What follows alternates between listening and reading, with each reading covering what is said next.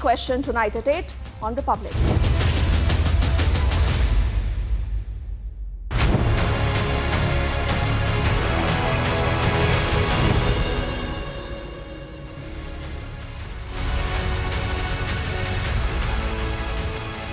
Thank you for joining us here on the biggest story tonight. It's 7 p.m. And for the last 2 weeks, a story that Republic TV has been tracking, the Shraddha murder case. Now, in the last few days, and especially the last week, we've brought you details of how the violent streak of Aftab was known to the police, was known to the families, was known to the friends. But did you know that even the police knew about it, and that too in writing? We'll tell you all about that. The Shraddha 2020 letter is our focus. Here are the headlines on the biggest story tonight. Amit Shah, super exclusive, speaks to Republic TV's editor-in-chief Arnab Goswami in Gujarat, says will beat the 2002 Gujarat record this time.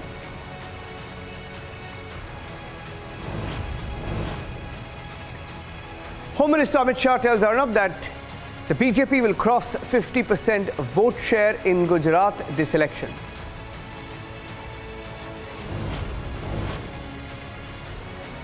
Shraddha told the police in 2020 that Aftab would cut her up. She used those words, that she would be cut into pieces, and yet the murder happened.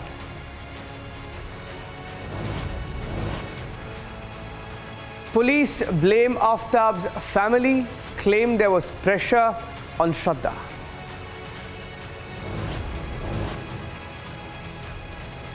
Maharashtra Deputy Chief Minister Devendra Fadnavis is for an inquiry into the police go-slow on the 2020 letter written by Shraddha.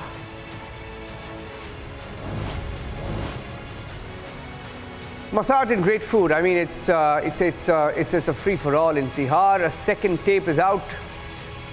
Jail Minister Satyendra Jain contradicted once again.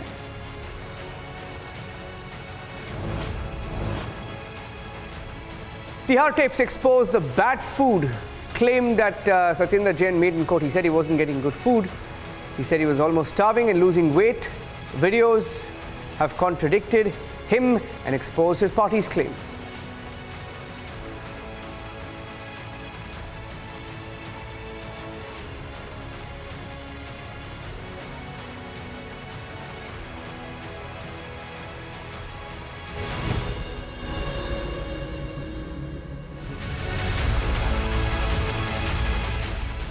The biggest story tonight, a letter that has emerged in the Shraddha murder case. A letter that was written in the year 2020 when Shraddha wrote to the police warning of Aftab's violent streak. She warned the police that she would be cut into pieces. In the words of Aftab, she said, Aftab told her he would cut her into pieces. She even told the police exactly 2 years before she was murdered, in the way that she described that she would be murdered, in the words of Aftab, that she would be cut into pieces. She had told the police that Aftab would beat her up daily.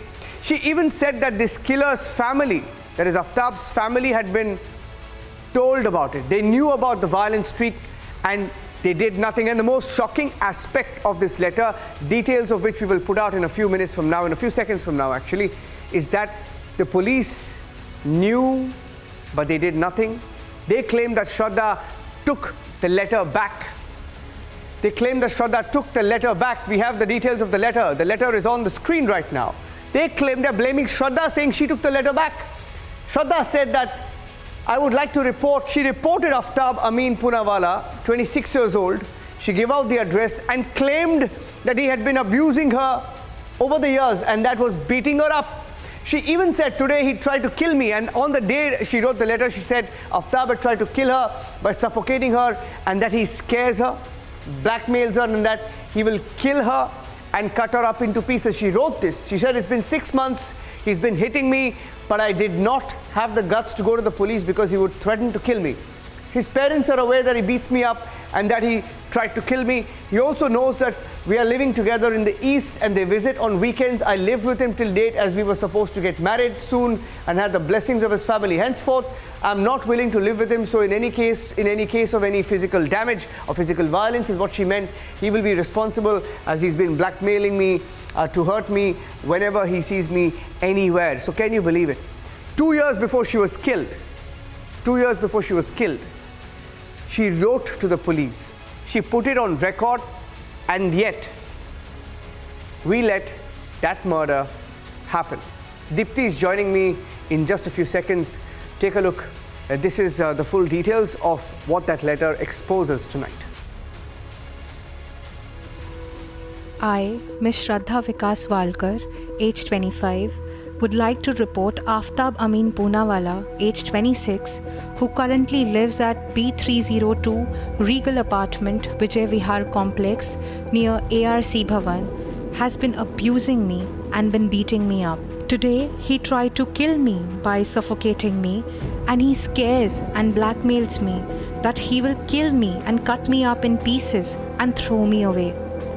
It's been 6 months he has been hitting me, but I did not have the guts to go to the police because he would threaten to kill me. His parents are aware that he beats me and that he tried to kill me. They also know that we're living together in East and they visit on weekends. I lived with him till date, as supposed to get married soon, and had the blessings of his family. Henceforth, I'm not willing to live with him, so in case of any kind of physical damage, he will be responsible, as he has been blackmailing me to kill me or hurt me whenever he sees me anywhere. देखिए, वो पत्र मेरे पास भी आया है, मैंने उसको देखा है, बहुत सीरियस पत्र है। उसके ऊपर क्यों कार्रवाई नहीं हुई, इसकी जांच हमको करनी पड़ेगी।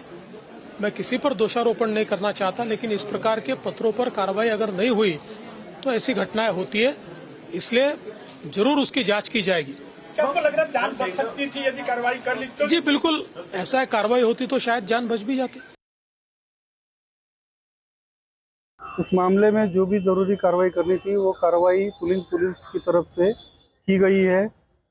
जो अर्जी दी गई थी, अर्जी के ऊपर में जांच हुई है। जांच के बाद में खुद जो कंप्लेनेंट ने लिखित बयान दिया है कि उसकी अब कोई कंप्लेंट या तकरार रही नहीं है, और जो उसका जो ये था फ्रेंड था, उसके फ्रेंड के माँ बाप ने आके उनको मतलब समझाया था दोनों को भी, और अभी उसकी कोई तकरार नहीं है, ऐसा करके उसने रिटर्न स्टेटमेंट दिया था, और जिसके चलते वो मतलब वहीं पे वो क्लोज हो गया। Dipti joining us live from the newsroom in Delhi. Dipti, last week we spoke about the warning. There was a warning, and we were speculating whether the police was formally told. Well, here you have it, a letter that also mentions the manner in which her body was cut up. He warned her that she would be cut into pieces. Nothing shocks us anymore in this particular story. Oh yes, and you know, Niranjan, what a lot of our viewers have been saying is just reading this letter burns a hole in their soul, that someone like Shraddha, you know, a happy-go-lucky person, actually foresaw this end. She foresaw that Aftab is going to kill her, strangulate her, chop her into pieces. Exactly what happened. And each word, I think that's going up here on our screens in this letter, the letter also that I hold. And we must tell our viewers why this letter is important, because this is a letter written in her own handwriting. It's a handwritten letter. It has a stamp of the police. This is what Shraddha gave the cops. And just for a moment, Niranjan, you know, if we just look at the entire sequence of events, this is written on the 23rd of November. 23rd of November 2020, where Shraddha Walkar writes this letter. The details are all there on our screens for viewers to see. The next day, if you remember, there was this, you know, chat accessed by Republic with Karan, who's an ex-boss, an ex-employer of Shraddha. where she details, and she did say that, you know, I was doing police rounds, I'm exhausted, I have low BP with all the beating I got yesterday. So now, you know, all those loose ends are getting tied. And in the next 3 days, if you recall, Niranjan, she is at a hospital in Vasai. She is admitted in a hospital for 4 days. We saw her prescription dated December the 3rd when she's in the hospital. And December the 19th, Niranjan, is where she takes her complaint back. That is, in fact, where she mentioned exactly this point, and she says, I won't be able to make it today because from all the beating yesterday, I guess my BP is low, my body hurts. Energy nahi bachi hai bed se uthne ki, is what Shraddha Walker is writing to Karan, who is an ex-employer now, exactly a day after she approaches the police. Now, the next obvious question, Niranjan, is that if everything was so clear, she went to the cops. What did the cops do? The cops now are saying that, listen, Shraddha took her complaint back. So what can we do? We could have pursued this case only if Shraddha continued to be the complainant in the case. And we all know the kind, and she mentions this, that I am being threatened, I am being abused, that if I go to the police, I will have to bear severe consequences. So I don't understand today who's responsible, who's accountable, Niranjan, but Aftab alone is not the only killer. The killer is also the system. The reason why Shraddha today is scattered in 35 pieces in an obscure forest in Delhi. Niranjan. Thank you for that, Dipti. In fact, what's even more shocking, and I'll thank you at that point, Dipti, but what is even more shocking, and Dipti, you've been through all of this, is it happened under a government whose record with the police was, how do I say it? I can't find the right word, but we all know the record of the Mahavikas Aghadi government and the police force under the most, horrific policemen, some of whom can be compared to Aftab, given the manner in which they even killed Mansukh Hiren, right?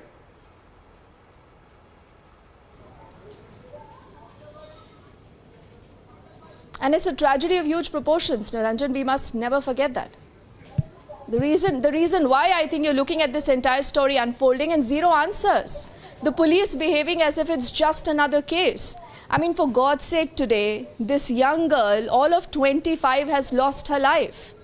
Where she went to the police with every detail. Every of that detail today is haunting us because she's exactly played out part by part what's happened vis-a-vis Aftab, whether it's the torture, it's the physical abuse, it's the beating, it's the role of the parents, Niranjan. You know, critically here, the parents now are under the radar of the cops.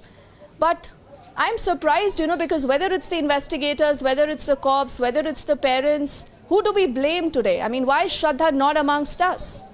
And how will we ensure that an incident like this does not repeat itself? And like you said, the less said, yes, the better about the Maharashtra police then. Thank you for that. I think an inquiry is in order and they will look into this letter. Dipti, thank you very much. The second big story that we're tracking on the show tonight.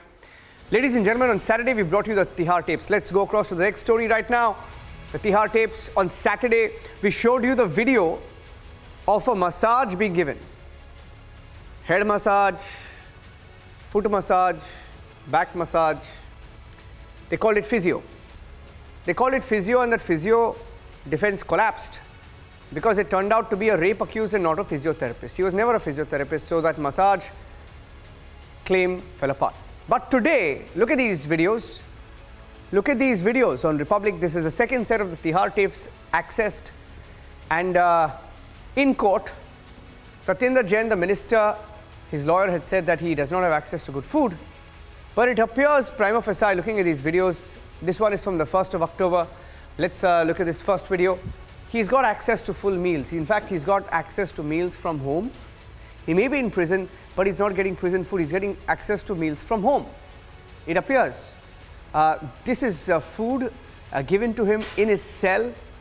He doesn't have to stand in a line, etc. He gets food delivered to his cell, and these are the videos that came in today. Yesterday, his team claimed that he would get very, very bad food. They said there was no access to good food. But take a look at this. Look at this, look at this. He's getting full. He's getting a full meal. He's got five items on his plate. 5 items on his plate. There are at least three boxes here in this particular meal. And he's got access to dal, he's got access to fruits, he's got access to dry fruits. Now, why are we showing you this video? They are showing you this video because the lawyers of Satinder Jain in court said that he does not get food, and they even said that the jail minister who is in jail has lost 28 kilos. They put a number to it. They said he's lost 28 kgs. In fact, Tihar jail sources are saying he didn't lose any weight. He's actually gained about 8 kilograms. They're saying he hasn't lost weight, but has gained 8 kilograms. Here's how the BJP is responding. The political fight continues. सत्य बाहर ऊपर सत्याचार अंदर भ्रष्टाचार, तो ये बिल्कुल पंक्तियां जो हैं आम आदमी पार्टी पर स्थापित होती हैं और उनका बहुत अच्छे से व्याख्यान करती है कि लगातार किस प्रकार से आपराधिक छवि वाले व्यक्तित्व जो है राजनीति में आए और राजनीति को ही बदनाम करना शुरू कर दिया। आप सोचिए कि एक मंत्री जो जेल काट रहा है, सजा में है, कई केसेस में उसकी इन्वेस्टिगेशन चल रही है, तो पहले तो उसको मंत्री से ही नहीं हटाया गया, उसको मंत्री बना के रखा गया। फिर वो जेल के अंदर बैठ के उगराई का काम करता है, फिरौती का काम करता है, और जेल के अंदर पूरा ऐशो आराम चल रहा है, टीवी चल रहा है, पैर मालिश करने के लिए लोग रखे हुए हैं, भोजन पैक्ड आ रहा है और सब किस्म की सुख सुविधा जेल के अंदर उनको प्रोवाइड की जा रही है।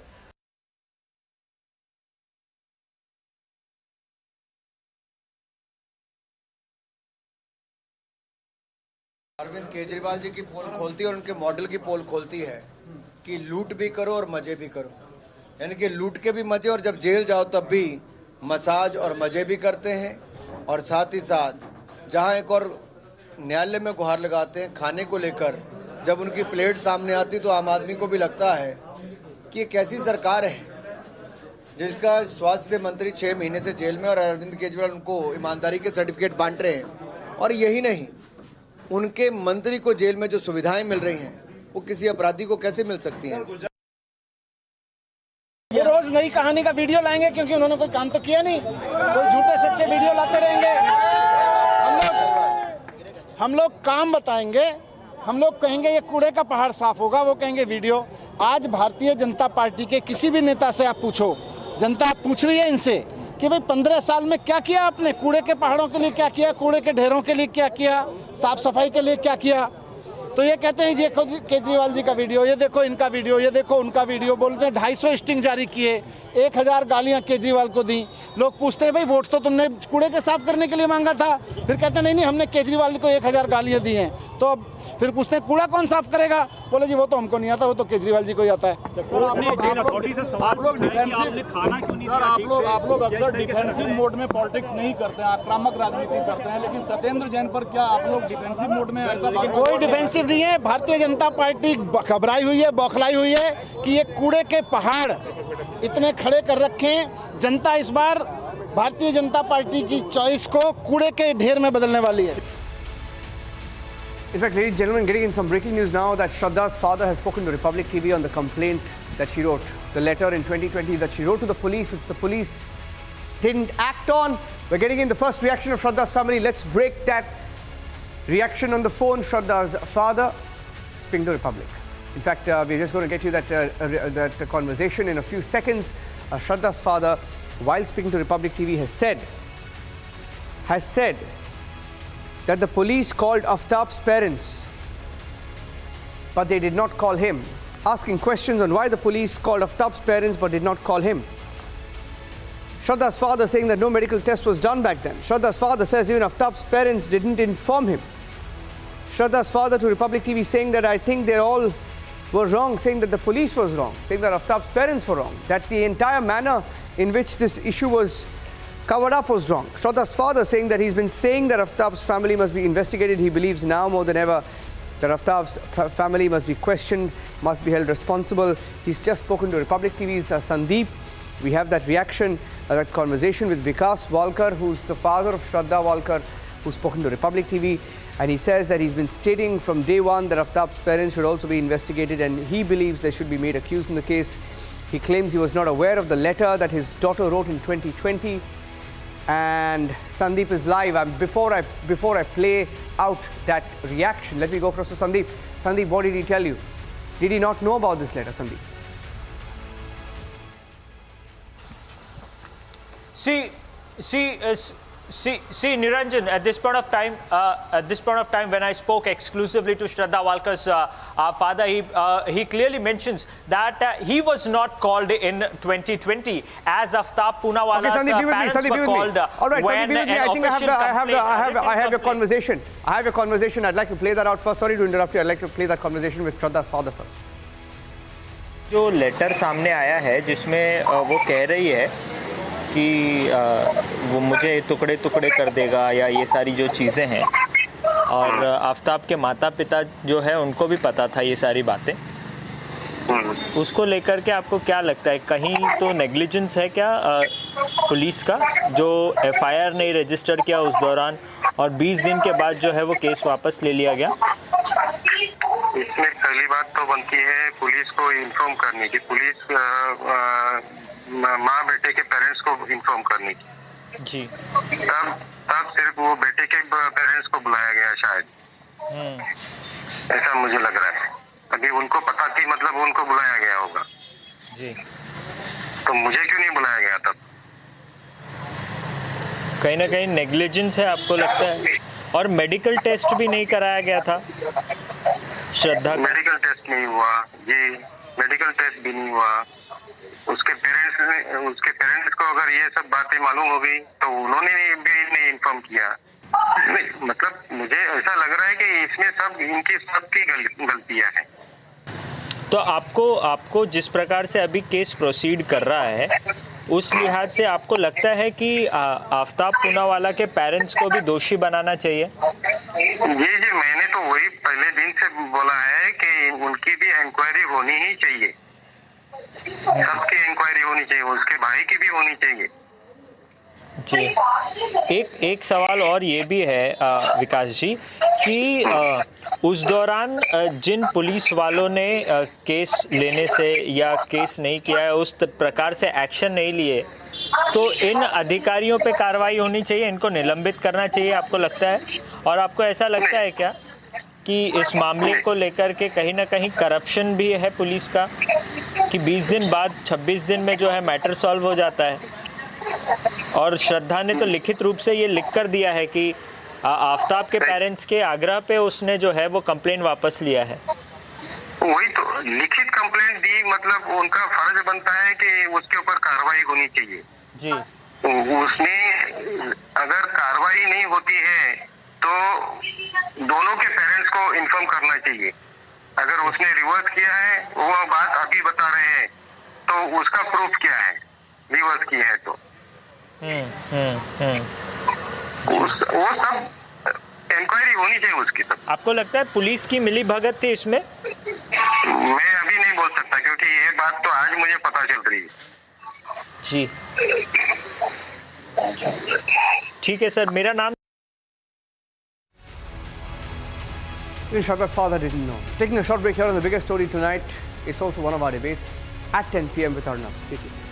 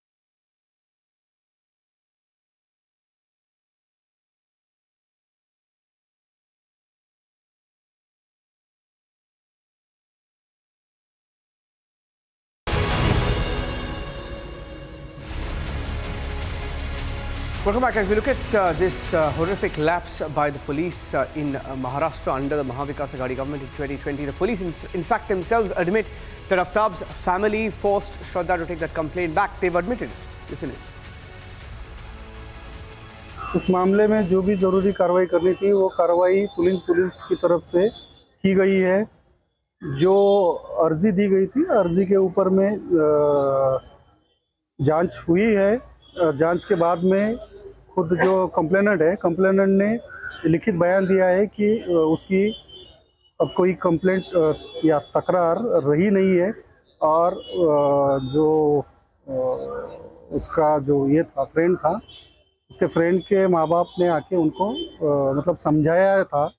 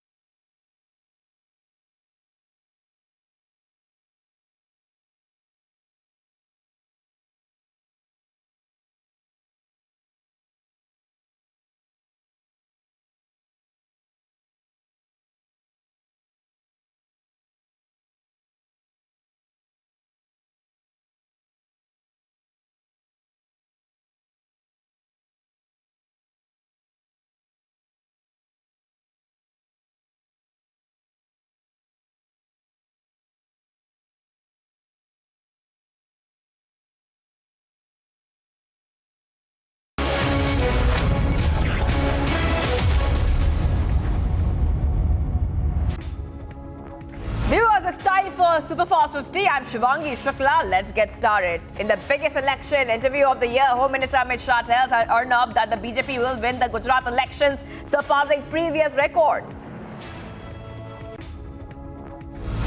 के बाद गुजरात में भारतीय जनता पार्टी एक भी चुनाव नहीं हारी है, चाहे विधानसभा का हो या लोकसभा का।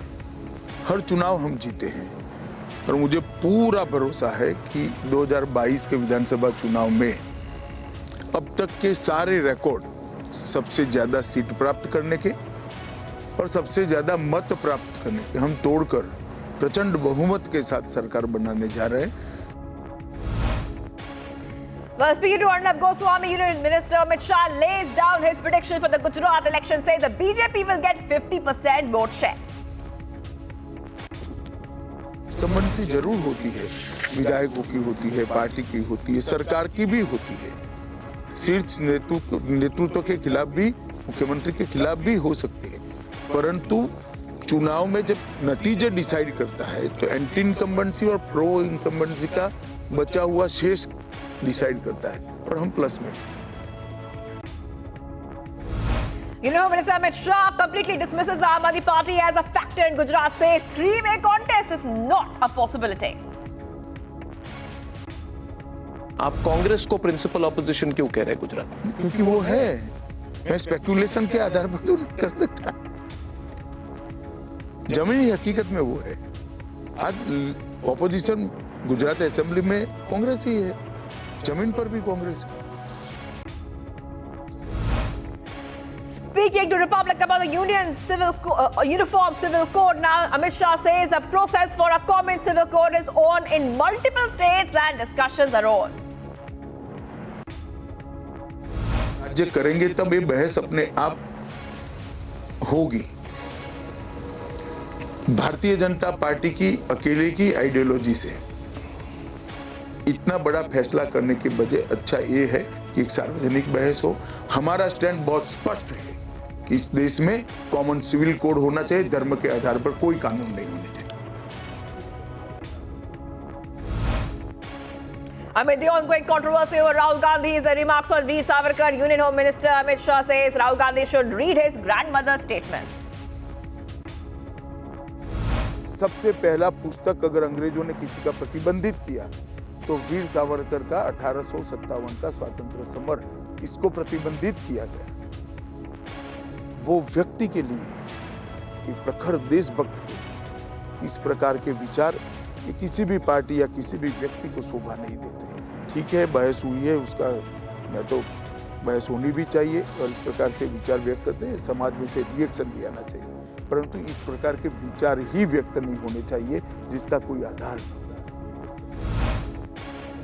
Big focus on national security in the biggest election interview. Home Minister says that many threats to internal and national security will be crushed. जहां तक देश की आंतरिक सुरक्षा और बाह्य सुरक्षा का सवाल है, इसके खिलाफ किसी भी खतरे के लिए हमारी जीरो टॉलरेंस की नीति बरकरार रहेगी और दृढ़ता के साथ आगे बढ़ेगी। Union Home Minister Amit Shah now dismisses freebies being a poll factor, says people of Gujarat laugh at these freebie cards. वो कार्ड दे रहे हैं, हम तो दे चुके हैं। हमने सबके घर में गैस दिया है, टॉयलेट दिया है, बिजली पहुंचाई है, मुफ्त इलाज की व्यवस्था करी है और ये कह रहे हैं हम फ्री ऑफ कॉस्ट पढ़ाएंगे। गुजरात में 1960 से प्राथमिक शिक्षा फ्री है।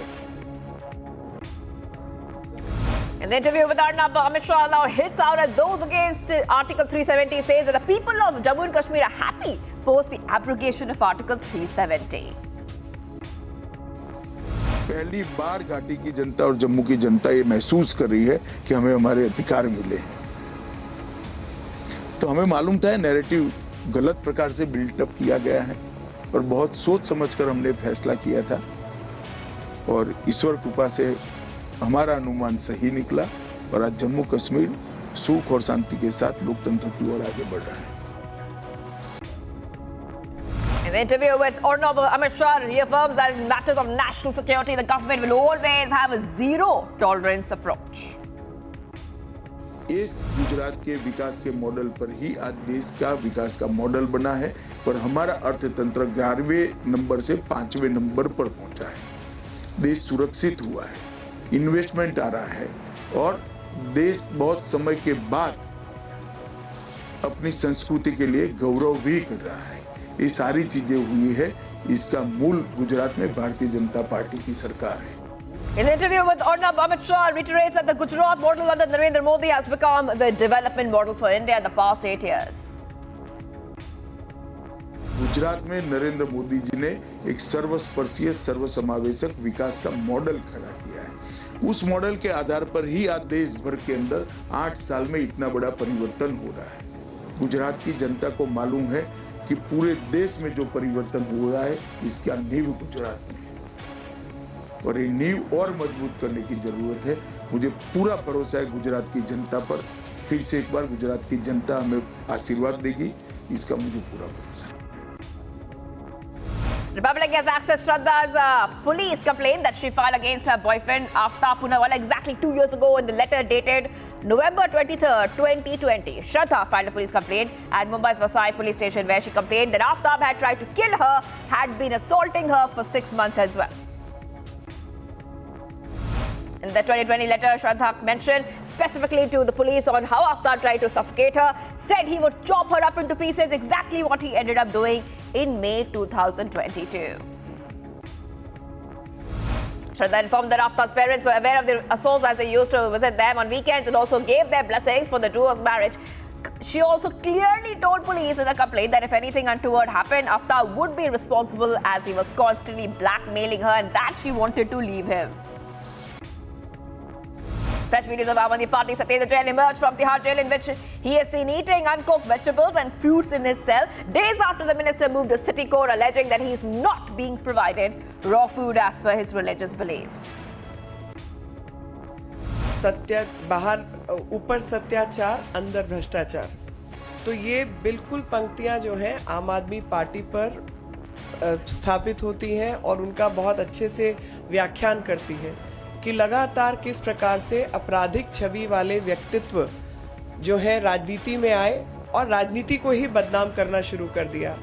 आप सोचिए कि एक मंत्री जो जेल काट रहा है, सजा में है, कई केसेस में उसकी इन्वेस्टिगेशन चल रही है, तो पहले तो उसको मंत्री से ही नहीं हटाया गया, उसको मंत्री बना के रखा गया, फिर वो जेल के अंदर बैठ के उगराई का काम करता है। Sources in Tihar jail also said that contrary to Jain's lawyers claim that he lost 28 kilograms during his time in jail, he has gained 8 kgs during his stay behind the bars. Earlier sources from Jain's side had claimed he had lost 2 kilograms after the jail authorities stopped providing him fruits and vegetables, and a total of 28 kgs during his time in prison. According to the plea filed in court by Jain, who was arrested by the ED in a money laundering case in May, he has been surviving on fruits, vegetables, seeds, dry fruits, dates for the last 6 months. He was purchasing these from his quota of ration, which was provided to all the inmates. After claiming that a rapist was actually a physiotherapist giving physiotherapy to Satendra Jain inside jail, which was actually a head massage and a champi and a foot massage.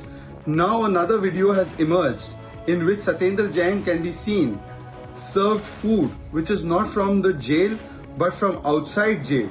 He is served food by 2 other attendants as if he is in a resort or a restaurant, and there is a variety of delicacies. 25-year-old man allegedly stabbed to death his father, mother, sister and grandmother following a quarrel in southwest Delhi's Palam area. Accused identified as Keshav has been arrested. The deceased has been identified as father Dinesh, mother Darshana, sister Urvashi and grandmother Divana Devi. As Income Tax Department raids continue at the residences of TRS Minister Malla Reddy, his son-in-law, the minister's son, fell sick and was immediately rushed to the local hospital. The TRS Minister Reddy visited the hospital and claimed his elder son was in pain after he was assaulted during raids. In a video that's emerged, TRS MLA was seen catching the collar of a government official in Telangana. Reportedly, the TRS MLA was angry after he was invited late for school's inauguration. Before he arrived, Zilla Parishad chairman inaugurated the school by cutting ribbons. Days after the Mangaluru blast, Karnataka Home Minister and DGP visited the site. Investigating officer briefed the DGP and Home Minister over the blast and took them through the CCTV footage. This comes after alleged terror links have become the focus in the probe. C.V. Ananda Bose took oath as a new governor of West Bengal. Bose, who was named the new governor on November 17, took oath as the Raj Bhavan. Now, the new governor was administered the oath by the Chief Justice of the High Court, and Chief Minister Mamata Banerjee and other dignitaries were also present at the site. I, Dr. C.V. Anand Bose, do swear in the name of God that I will faithfully execute the office of the Governor of West Bengal and will, to the best of my ability, preserve, protect and defend the Constitution and the law, and that I will devote myself to the service and well-being of the people of West Bengal. West Bengal government employees took to the streets of Kolkata this afternoon demanding increment in their allowance. Violent protests broke out between the protesters and the police who were deployed to control them. The protesters were pushed, dragged and detained, all for demanding DA. Massive fire has broken out in Assam-Nagaland border. Over 200 houses have been gutted in the fire that broke out this afternoon. Although sources of the fire is yet to be ascertained why the fire happened, but fire tenders were rushed to the spot to contain it. Election Commission has asked the two factions of Shiv Sena-led Eknath Shinde and Uddhav Thackeray to submit documents by November 23rd to claim the party's name and symbol. The Commission will assign the date for a hearing once the documents from both the factions are submitted. While addressing a public rally in Morbi, UP CM Yogi Adityanath expressed his condolences to the families who lost their dear ones in the Morbi bridge collapse on October 30th. Yogi recalled the unfortunate incident that took several lives that night. Morbi का इतिहास रहा है, चुनौतियों से जूझते हुए खड़ा होने की, चाहे वह 1979 के ब्रिज के टूटने की घटना हो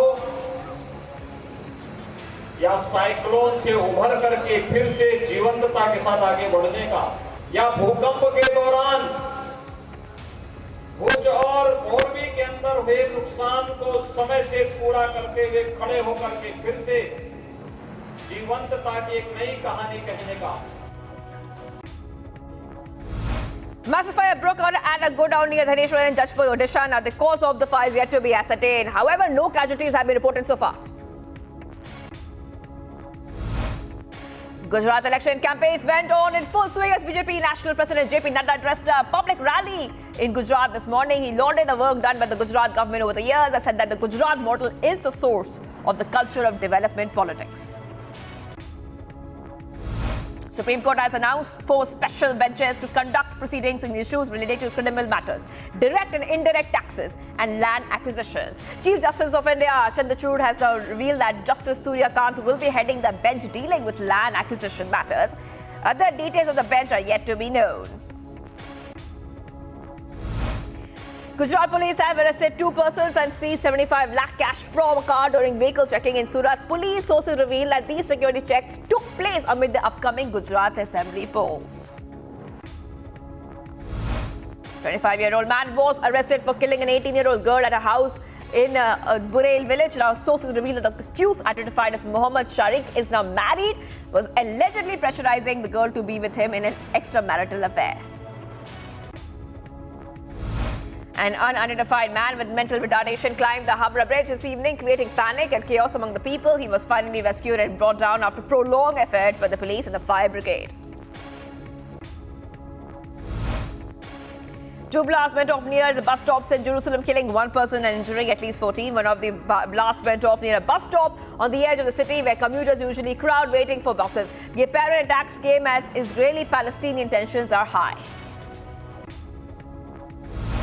Shooting at a Walmart in Virginia left several people dead and wounded. However, the exact numbers was not known immediately. It said that the shooter was among the dead. Local television showed police cars with flashing lights in the night, yellow tape around the parking lot. Meanwhile, the police found multiple dead people and several injured in the store. Cops put rescue and tactical teams together to go inside to attend to the victims. The cops believe that the shooting had stopped when the police arrived. 10:12 p.m.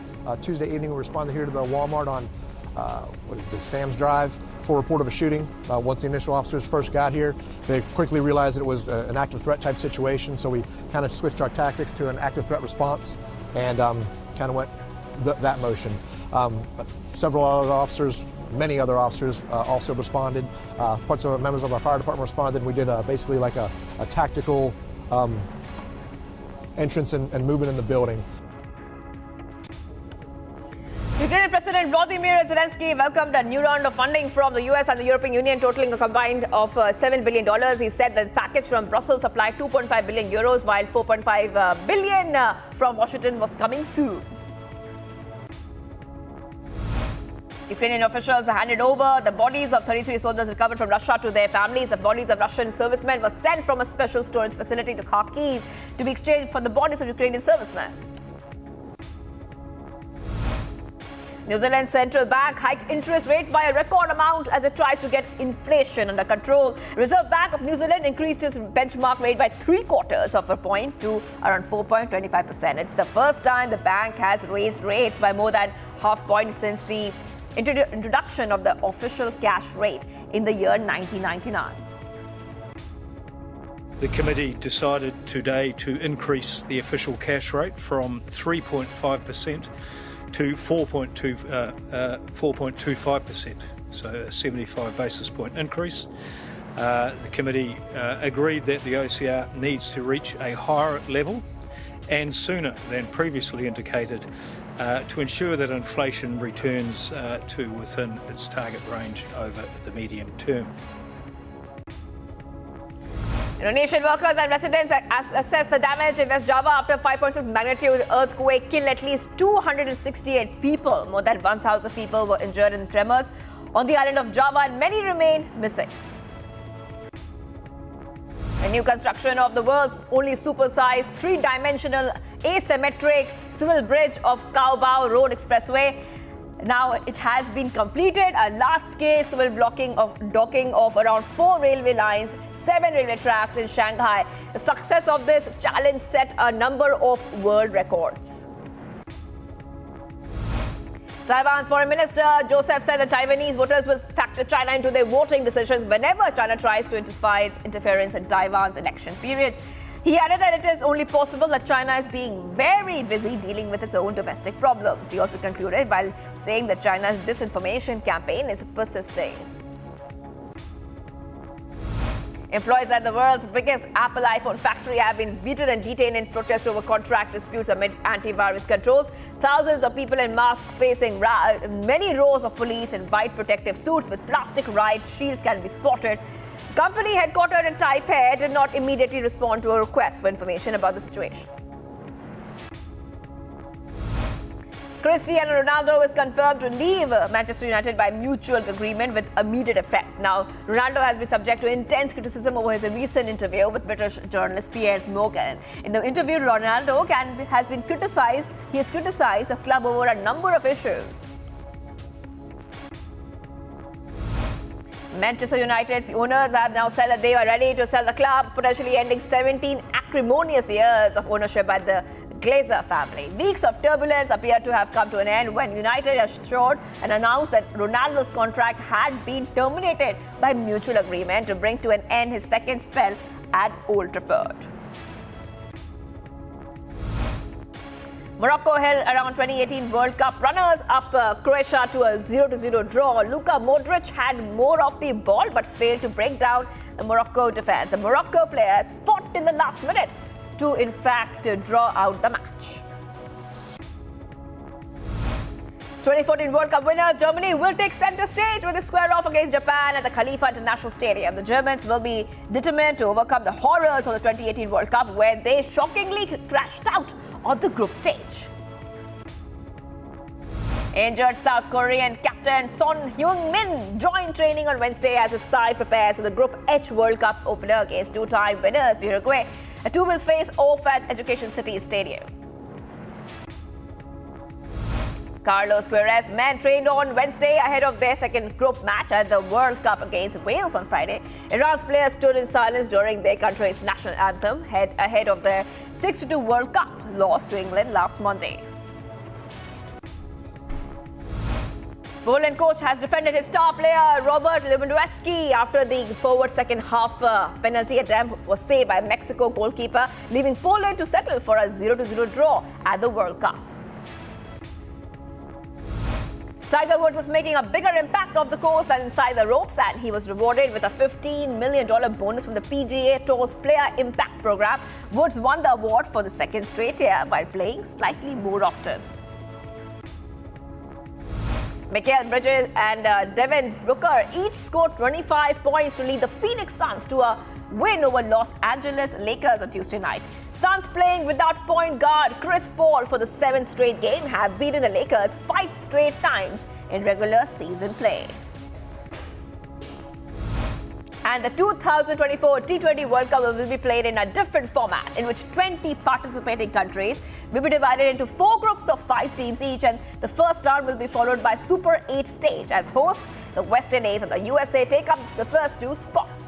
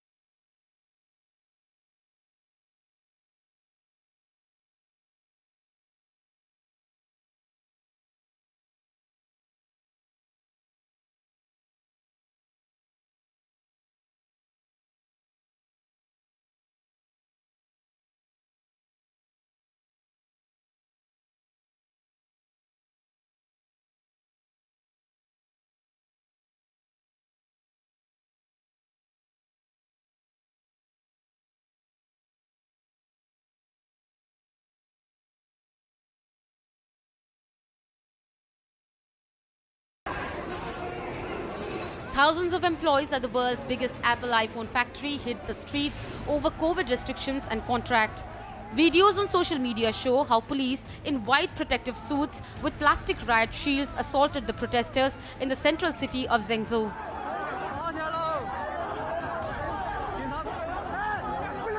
One person was hit in the head with a club and another was taken away with his arms held behind his back. Another video showed a group of around a dozen police surrounding one person and being beaten to the ground with sticks. The factory operator at Foxconn Technology Group said it was using closed-loop management, which refers to employees living at their workplace with no outside contact. Protests have flared as the number and the severity of the outbreak has risen across China, prompting authorities in areas including Beijing, the capital, to close neighborhoods and impose other restrictions that residents say go beyond what the national government allows. Bureau Report, Republic TV.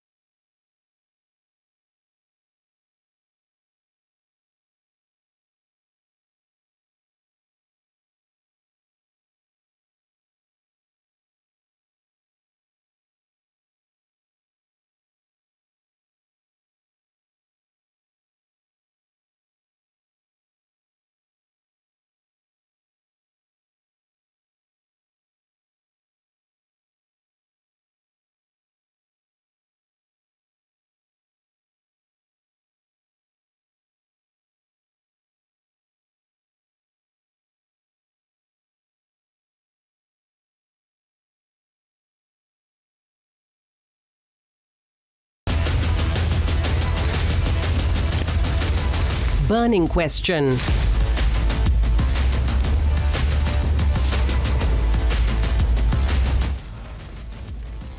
Republic accesses Shraddha's complaint letter. This is dated November the 23rd of 2020. This letter proves that Shraddha had warned of Aftab's rage.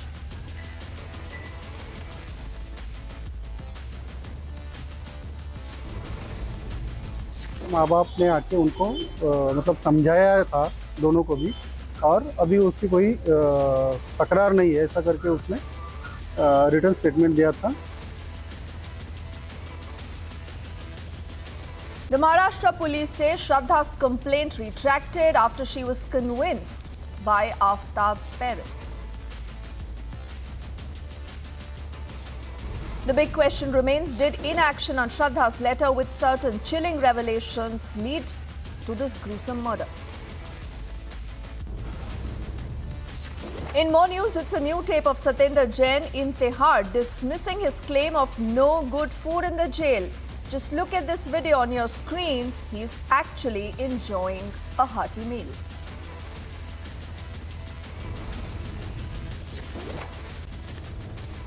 कोई झूठे सच्चे video लाते रहेंगे. That is the Aam Aadmi Party that remains in a denial mode, says will not sack Satendra Jain, come what may. And the Assam government holds a key meet in the national capital. Cabinet approves a CBI investigation in the firing incident.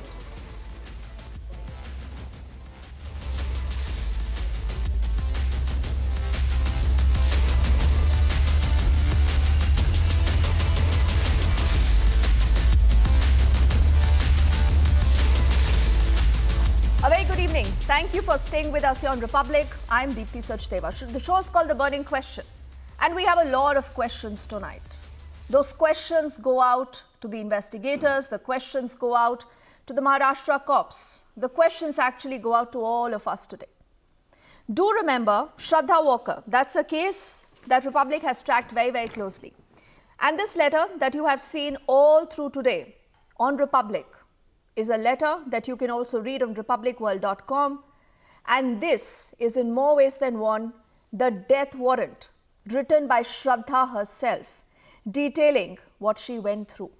She actually goes to the cops in the November of 2020 and she tells them that I fear for my life. Aftab is threatening me, he's abusing me, he's even blackmailing me. But then nothing happens. The reason why today Shraddha is no more. Shraddha is scattered in 35 pieces. And what do the cops say? The cops say, we couldn't do anything, we were helpless because Shraddha took her complaint back in exactly 20 days. But what happened in these 20 days? Shraddha has a chat with her ex-boss where she details this account, and not just this. Shraddha even lands up in the hospital. That's a story that all of you are aware of. But for the very first time, this letter is the proof of the kind of assault Shraddha was subjected to. She foresaw her death. She foresaw that Aftab is going to chop her into pieces.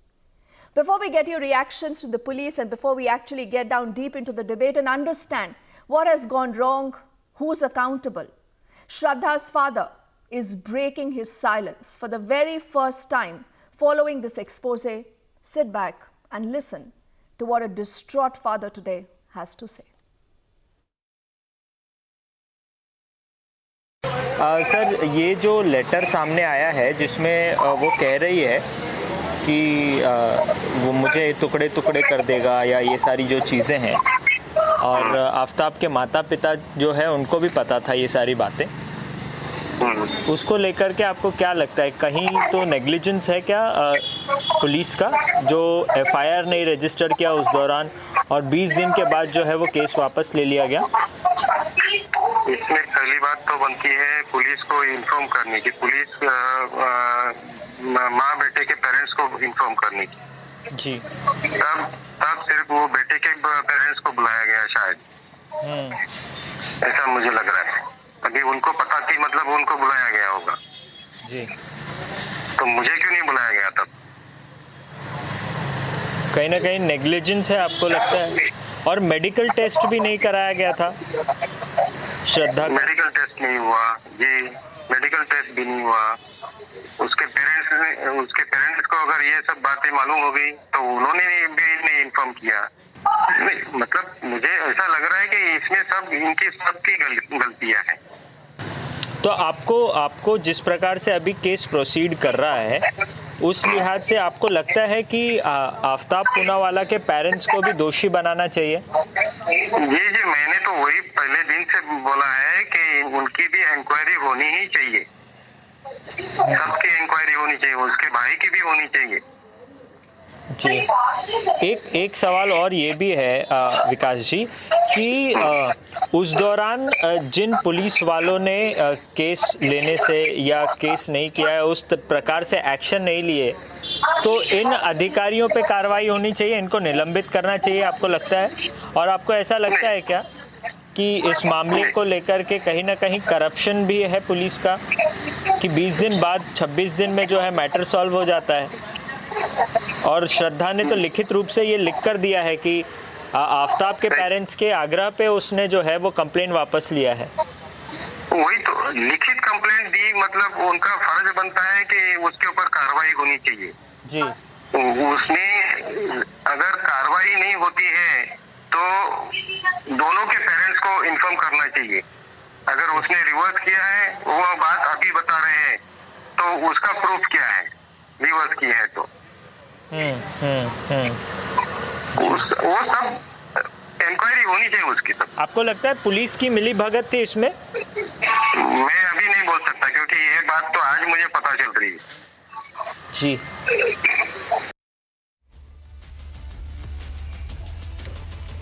So Shraddha said in the letter, Aftab is abusing me, beating me. Shraddha says Aftab made attempts to kill me. Shraddha also says, Karan, Brinda, PK Jain and Shilpi, that Aftab has been assaulting me for the last 6 months. Not just this. She even goes on to say that Aftab's parents are aware that he tried to kill me. He's blackmailing me.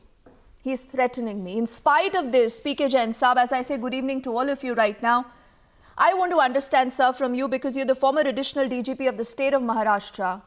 Why did we let Shraddha die? See, Deepti, in many of these cases, the complaint is lost at the heat of the moment. Subsequently, they do patch up. In this case, it was a live-in relationship. Shraddha had all the option to walk out of that house and keep pursuing that complaint. But somewhere she also mellowed down and took her complaint back, maybe with the intervention of the accused parents. But she did take it back. As I said, it's a question of had she persisted in her complaint, I'm sure some action would have been taken, due offense would have been registered. But a complaint was lodged, and then she withdrew it, and there was no FIR in this case. It happens in many cases. So the police, it does not happen that the police immediately a case comes and they register a case. Even the Supreme Court gives us a time about 15 days to inquire into a case and then take whatever action is needed. And during this time, summons are always sent to the other party. They are called, their version is heard, and then only some action is taken. Now, unfortunately, this has culminated into whatever he had threatened in that letter. So I would not like to, place the blame squarely on the police officer. But even those 20 days, if no action was taken by the police whatsoever, if the non-applicant, that is Aftab, or his parents had not been called, I can understand there was a mistake on the part of the police. But if that action was taken, and during that process, if Shraddha had withdrawn her complaint, or she had said that the matter is now, she is taking her complaint back, for whatever reasons, the police has no reason to pursue it any further. So let us very clearly understand the application inquiry in such a case. The legal luminaries may differ with me. We keep on getting lakhs of such applications every year. Listen to me, Deepti. We keep on getting lakhs of applications every year. That is true. Now, if an offence is registered, if an offence is registered in each and every case, the police will not be able to function at all. So there is a system which is provided under the law and the rules that an inquiry has to be made. And if during the course of inquiry, the person withdraws the complaint, which happens in many cases, the case is simply filed. Now, she never walked out of the relationship. If she thought that there was a genuine threat to her life, she should have walked out. She was an independent girl. She had her own means of income. There was no reason why she would be sticking around. She was not even married to this man. She was only in a live-in relationship, for whatever it is worth. Yeah, please come in. PK Jain, sir. Karan, I know you want to come in, but I want to take this directly first to Brinda and to Shilpi. And, I also want to say something. It's really easy today because we don't have Shraddha amongst us anymore to say she could have walked out of the relationship. But Brinda, what happens in such cases? PK Jain, I agree with Jain sir when he says that, listen, we get lakhs of such cases. For how long can you, have a surveillance, a protection officer on everyone? But how often do we have cases that are as serious as this, where in this letter, which is handwritten, a letter that is, stamped by the police, she goes on to say that if any physical damage comes to me, Aftab is responsible because he wants to kill me and he can hurt me in absolutely any manner.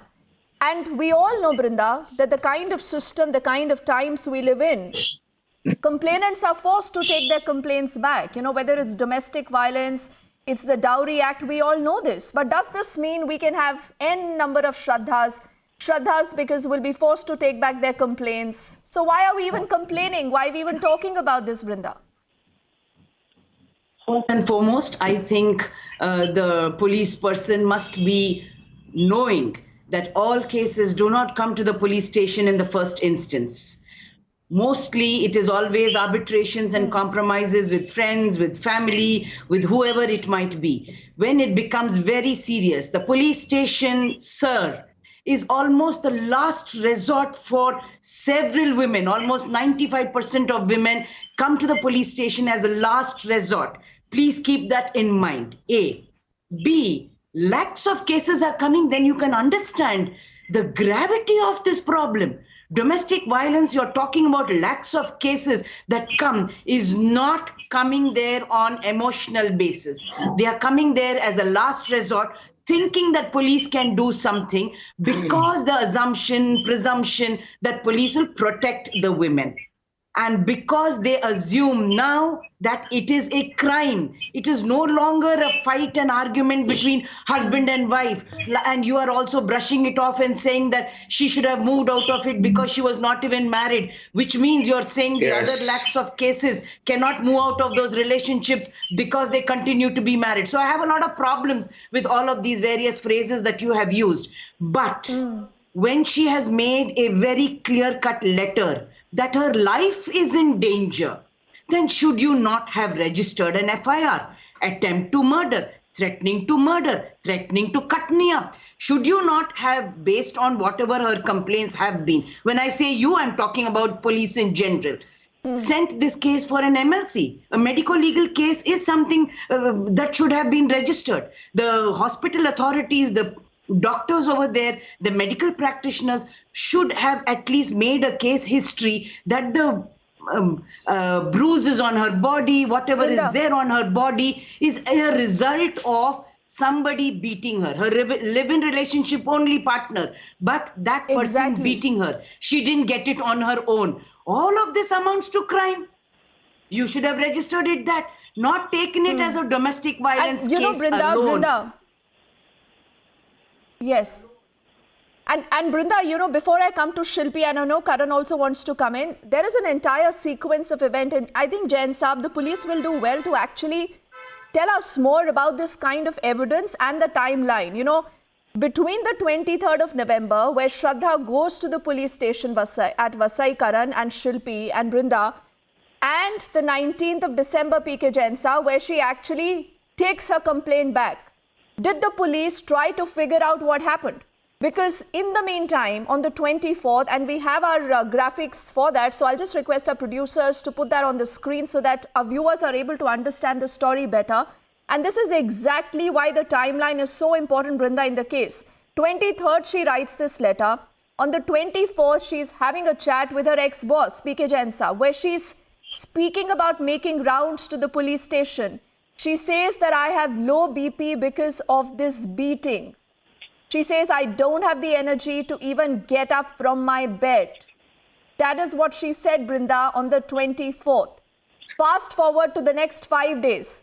Shraddha is in the hospital in Vasai. She is there for exactly 4 days, PK Jain Saab. I want to know, did the cops even try to verify what happened in those 20 days? Did the sequence of events, did that image of Shraddha, who's bruised, she has a strangulation mark on her neck, and I'm requesting my team to put out that image of Shraddha, because that's an image that is haunting all of us, plus this letter, PK Jain Saab. How is it that the police has zero accountability and the police will not give us any answers? Jain Saab. Clear about it, Deepthi. If it was that serious a case that the girl had been beaten very badly, and if she was carrying all those telltale marks, there was no reason for the concerned police officer to launch an inquiry.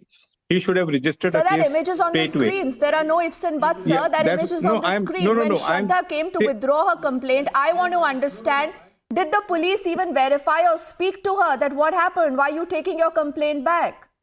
Or did they satisfy themselves that everything is fine, so, we can just let Shraddha be? No, what I'm saying is on 24th of November, I'm talking of 24th of November itself, Deepthi, on that day itself, if the case was that serious. See, you are putting up these images. I have seen these images on the TV earlier.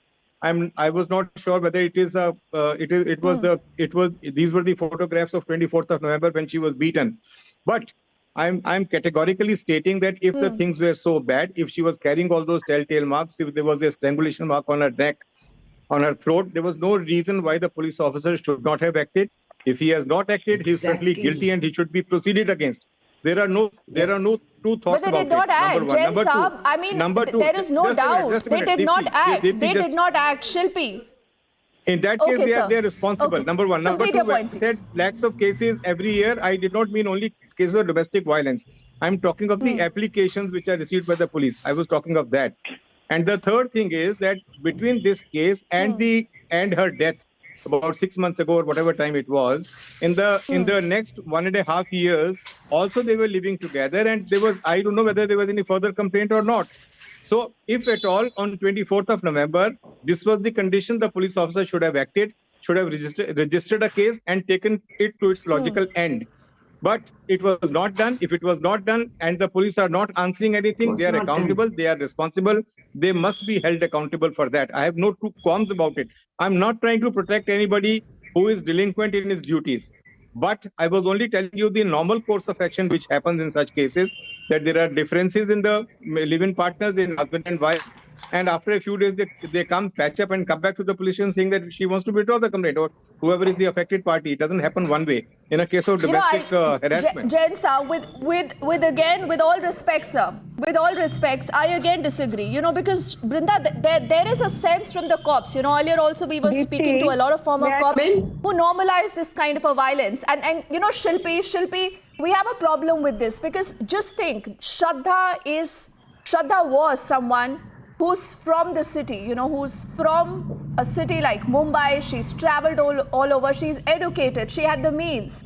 In spite of that, she takes all the courage to go to the cops to file a complaint, with those bruise marks, with those strangulation marks.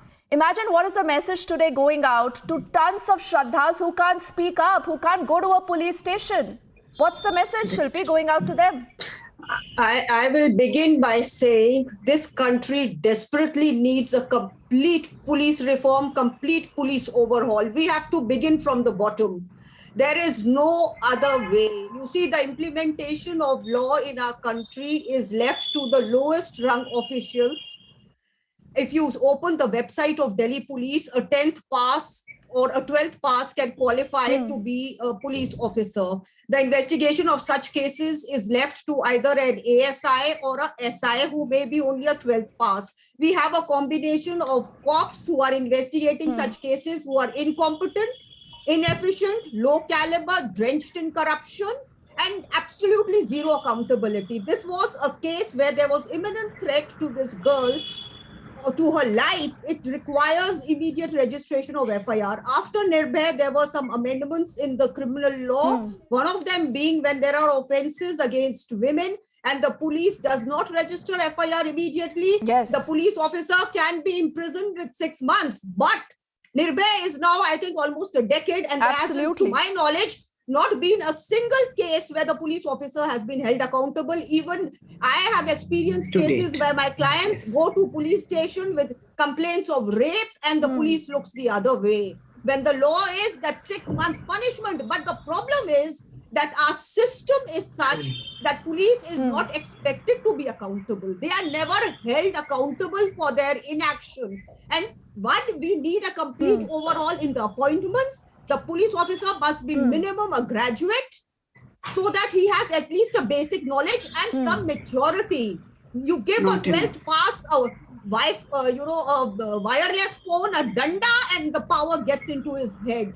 He is zero competence and misuse of power at all levels. He's drenched in corruption. And of course, one thing I agree with Mr. Jain Shilpi, we don't even know what to call this. That is why we at Republic are asking how many killers of Shraddha. Is it only Aftab who killed Shraddha? It's also the system, isn't that, Karan? But before I come to you with your permission, because Shilpi has spoken about the cops in the case, and PK Jain Saab, I think we must listen into what we heard from the DCP of Vasai zone. This is the DCP of Vasai Virar, who's speaking after the entire revelation, after the letter. And look at the absolute casual manner, Brinda and Shilpi, that you will hear this gentleman speak up. He's a cop under whose watch you have such cases that continue to pass by, and police से क्या करते हैं? आपस में बैठते हैं, compromise करा लेते हैं. That is the common language, compromise करा लेते हैं.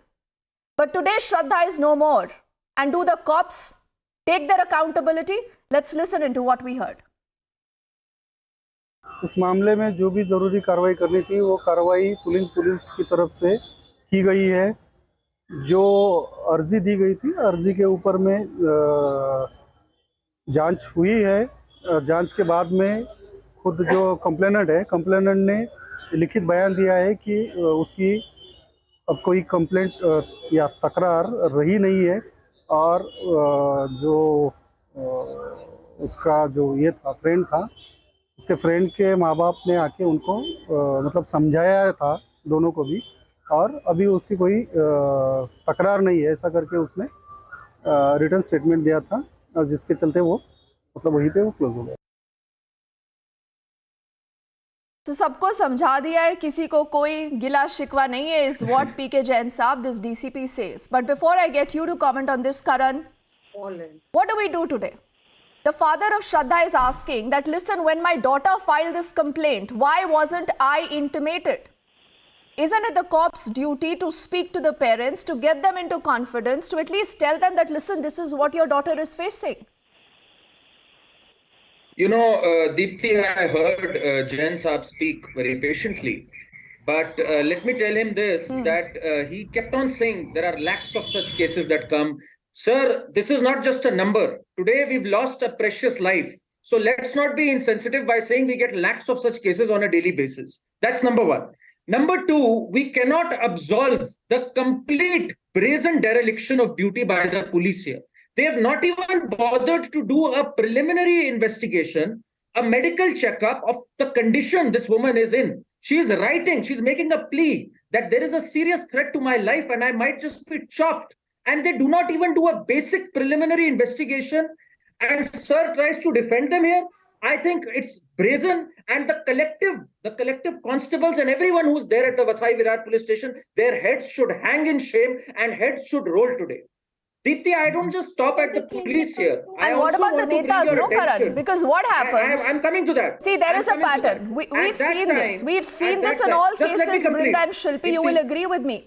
It's not just about the cops. Just let me complete. The cops can take a back seat because they know nothing will happen. Unless you have heads that roll, unless you have accountability, Brinda and Shilpi, that's fixed from the top to bottom, nothing happens. Isn't that true, PK Jain Saab? Otherwise, tell me something. Why would a DCP say, हमने तो जांच कर ली थी. अगर आपने जांच की तो आपको ये तस्वीर नजर नहीं आई, आपको श्रद्धा नजर नहीं आई, आपको ये नहीं पता चला that she was admitted to a hospital. Either they don't care or they know that they can act with impunity because nothing will happen to them. Jain Saab. See, as I said, I am not trying to defend anybody by saying that there should be no action at all. In fact, I would like to inform everybody on the panel and the public in general that one of the largest numbers of punishments are doled out in the police department in the government. Let me tell you that. You'll probably, the figures will speak for themselves. So saying that the heads should roll and all that is all a very good emotional appeal. The heads do roll wherever they deserve to roll. In this case, if there was no inquiry, if the police officer had behaved in a very insensitive manner, which I think the DCP has said, then obviously there'll be no action unless there's something else comes out. But if the officer had not taken any action and you saying there'll be no action? Just like that, Jain Saab, did you just say there'll be no action? No action against the cops. Did you just say that, sir? Did not even do a preliminary inquiry. Sir, please. How do you know that? Are you aware of it? What has he done? Are you aware of it? You're not even aware what the police had done. See, making a see what normally happens. But what is the inquiry he would have done, sir? That's exactly what I'm trying to tell you. If you just piece together the sequence of events in the next 20 days, following Shraddha going to the police station till Brinda the time that she takes her complaint back. She's gone to a hospital. She was admitted to the hospital for 4 days. She has bruise marks. She has strangulation marks. So how did the police not see all this, or did they not even visit Shraddha at all? Deepthi, we are all concentrating on the 20 days alone. Please mind it, after those 20 days, she was still in that relationship for the next 1.5 years. Sir, those 20 days if the things would have been that serious, so she is to be blamed. Is that so? I'm sure she would have taken the things forward. 1.5 years she was staying with the same man, even after that complaint and withdrawal of complaint. Now today this Sir, you are the unfortunate former incident has additional happened. DGP of the state of Maharashtra, and 1.5 years after that, it's the so-called unfortunate. withdrawal Isn't of it complaint, 1.5 years unfortunate she's been staying with the same that man. we hear you speak like this, sir?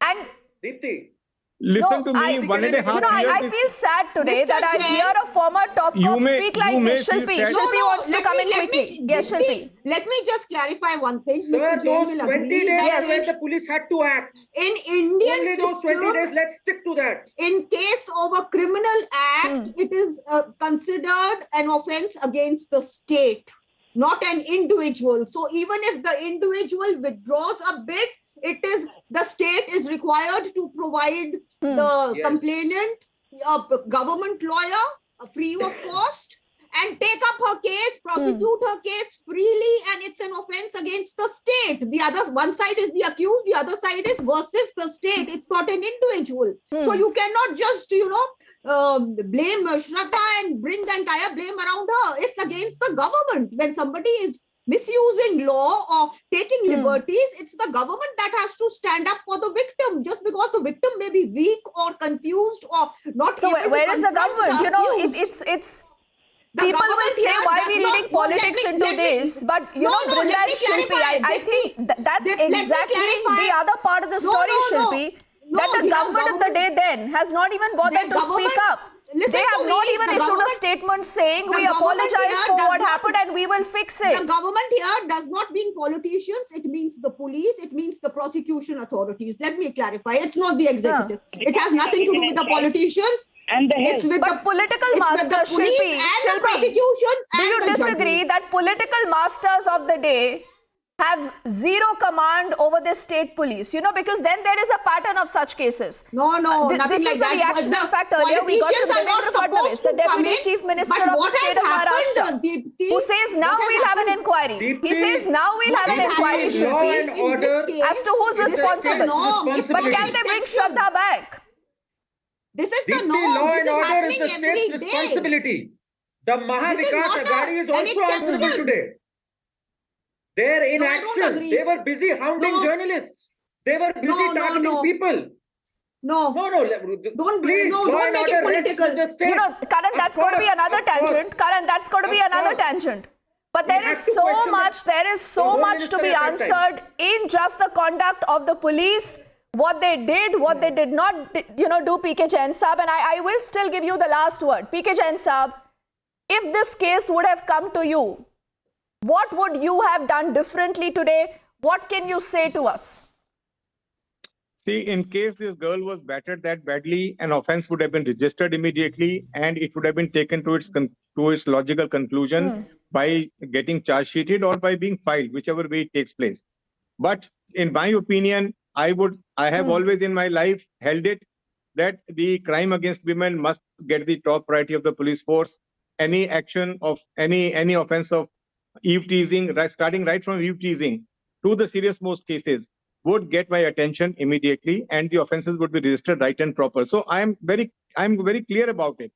Now, if this action was not taken by the concerned officer for whatever reasons, if an inquiry should be conducted, if he is guilty of anything, any lapses, any dereliction of duty on his part, action should be taken. And if he had launched an inquiry and during the course of inquiry this complaint was withdrawn, then I don't think he would be held accountable for any dereliction of duty on his part. It all depends on the what information the police, the local. Okay, you for a change used a lot of ifs and buts. Brinda, I'm completely out of time, but I'll still give you the last 10 seconds only, Brinda. Everyone is talking about women empowerment, Nari Shakti, but look at what happens. When a Nari actually reaches a police station with bruise marks, with a strangulation mark, you say samjhauta kar lo, khatam karo case. Dereliction of duty, yes. Because if she's withdrawing it after 20 days, it was the responsibility of the police to find out why. Was she assigned a protection officer even under the Domestic Violence Protection Act? What did the police the answer do is no. to see that she is safe? Nothing. The Domestic Violence Act does not fall within the purview of the police department. It is a different No, the department police have altogether. the responsibility to assign a protection officer to her. Sir, Please the go police through have a the please go through responsibility. the Okay, act Brinda, carefully. Shilpi, Karan, Police has and no Jain role in Saab. the Please Domestic read the Violence act. Act. We will The revisit police the has story. no role to We play. will continue to revisit the story only for what of time. Till heads roll, till we know why the cops did not act on this letter. Shraddha saw her death coming. Ladies and gentlemen, don't forget, Shraddha saw this butchery. She foresaw everything. That she's going to be chopped into pieces and thrown away. Exactly what happened. I thank all of you right now for speaking to me, and I quickly need to get in our colleague Abhishek, because this is also the season of the big Gujarat elections. Abhishek, we are just days away from that big election. As always, Republic setting the news agenda. What are you getting for us? Absolutely, Deepthi. In fact, the last thing we want is politicization of the Shraddha story, so we'll keep a close eye on what's happening there. But on the Gujarat election front, in an interview to Editor-in-Chief Arnab Goswami, Union Home Minister Amit Shah and BJP's Chanakya has debunked the possibility of a triangular contest in Gujarat between the BJP, the Congress, and of course the new entrant, the Aam Aadmi Party. Why would he say that? What's cooking in Gujarat politics? Let's look at this report and then discuss with a very good Gujarat panel on the other side. Kejriwal ji ने इस बार Hindu card play करने की कोशिश की। उन्होंने पहले कहा था कि मेरा राम किसी की मस्जिद तोड़कर बनाए मंदिर में नहीं बस सकता। ये उनकी स्टेटमेंट थी 2014 में। और इस बार उन्होंने कहा कि जितने हमारे करेंसी नोट है इसमें लक्ष्मी गणेश की जो तस्वीरें हैं वो प्रिंट होनी चाहिए। देखिए, क्या वो हिंदू कार्ड प्ले कर रहे हैं, उसका क्या इम्पैक्ट होगा? कोई किसी भी कार्ड को प्ले करे, अर्नब जी, भारत की जनता और विशेषकर गुजरात की जनता इतनी भूली भाली नहीं है कि एक दो टोचकों से या एक दो स्टेटमेंट से किसी और बह जाए। राजनीति में हर व्यक्ति का अपना एक इतिहास होता है, इसकी विश्वसनीयता बनती है जिसके आधार पर, और एक लंबा कैरियर होता है। आप किस प्रकार की बात करते हो, आपकी आइडियोलॉजी क्या है, आपकी आइडियोलॉजी के मायने क्या है, आपकी आइडियोलॉजी के लक्ष्य क्या है, और इसके क्रियान्वयन के लिए आपने क्या करा। जैसे भारतीय जनता पार्टी ने भारतीय जनसंघ से हम आए, वाया जनता पार्टी भारतीय जनता पार्टी में बने। भारतीय जनता पार्टी से लेकर भारतीय जनसंघ से लेकर भारतीय जनता पार्टी तक हमने कहा था कि हम 370 धारा को जब भी हमें मौका मिलेगा हटाएंगे। एक देश में दो निशान, दो प्रधान, दो विधान नहीं चल सकते, और हमने हटाकर दिखाया। जब पूर्ण बहुमत मिला नरेंद्र भाई के नेतृत्व में, आज धारा 370 और 35 से दोनों समाप्त हो गई, और कश्मीर हमेशा के लिए भारत के साथ जुड़ गया है। तो इससे क्रेडेंशियल बनते हैं। हमने जब से भी राम जन्मभूमि आंदोलन हुआ, हमने clear cut stand Palampur BJP कार्यकारिणी में लिया था कि हम मानते हैं कि वही जगह पे राम मंदिर बनना चाहिए। अब जब नरेंद्र मोदी जी को सारी समस्याओं को सुलझाकर देश की जनता भूमि पूजन करते हुए देखती है, शिलान्यास करते हुए देखती है, तब भरोसा बढ़ता है। हमने कहा था कि हम इस देश में कॉमन सिविल कोड की पैरवी करेंगे, और अगर हम पावर में आते हैं तो इसको लाएंगे। 1950 में कहा था, और आज कॉमन सिविल कोड के लिए भारत के 3 राज्यों ने इनिशिएटिव लिया है। एक चर्चा बहस छिड़ी है, और कुछ ही समय में 3 राज्यों में कॉमन सिविल कोड आपको दिखाई पड़ेगा। हमने कहा था कि किसी भी पंथ निरपेक्ष देश के अंदर धर्म के आधार पर कानून नहीं होने चाहिए। ट्रिपल तलाक को हम समाप्त करेंगे। हमने कर दिखाया। तो विश्वसनीयता जो होती है व्यक्ति की, पार्टी की, विचारधारा की, वो सिर्फ बोलने से नहीं होती है कर्तृत्व से बनती है।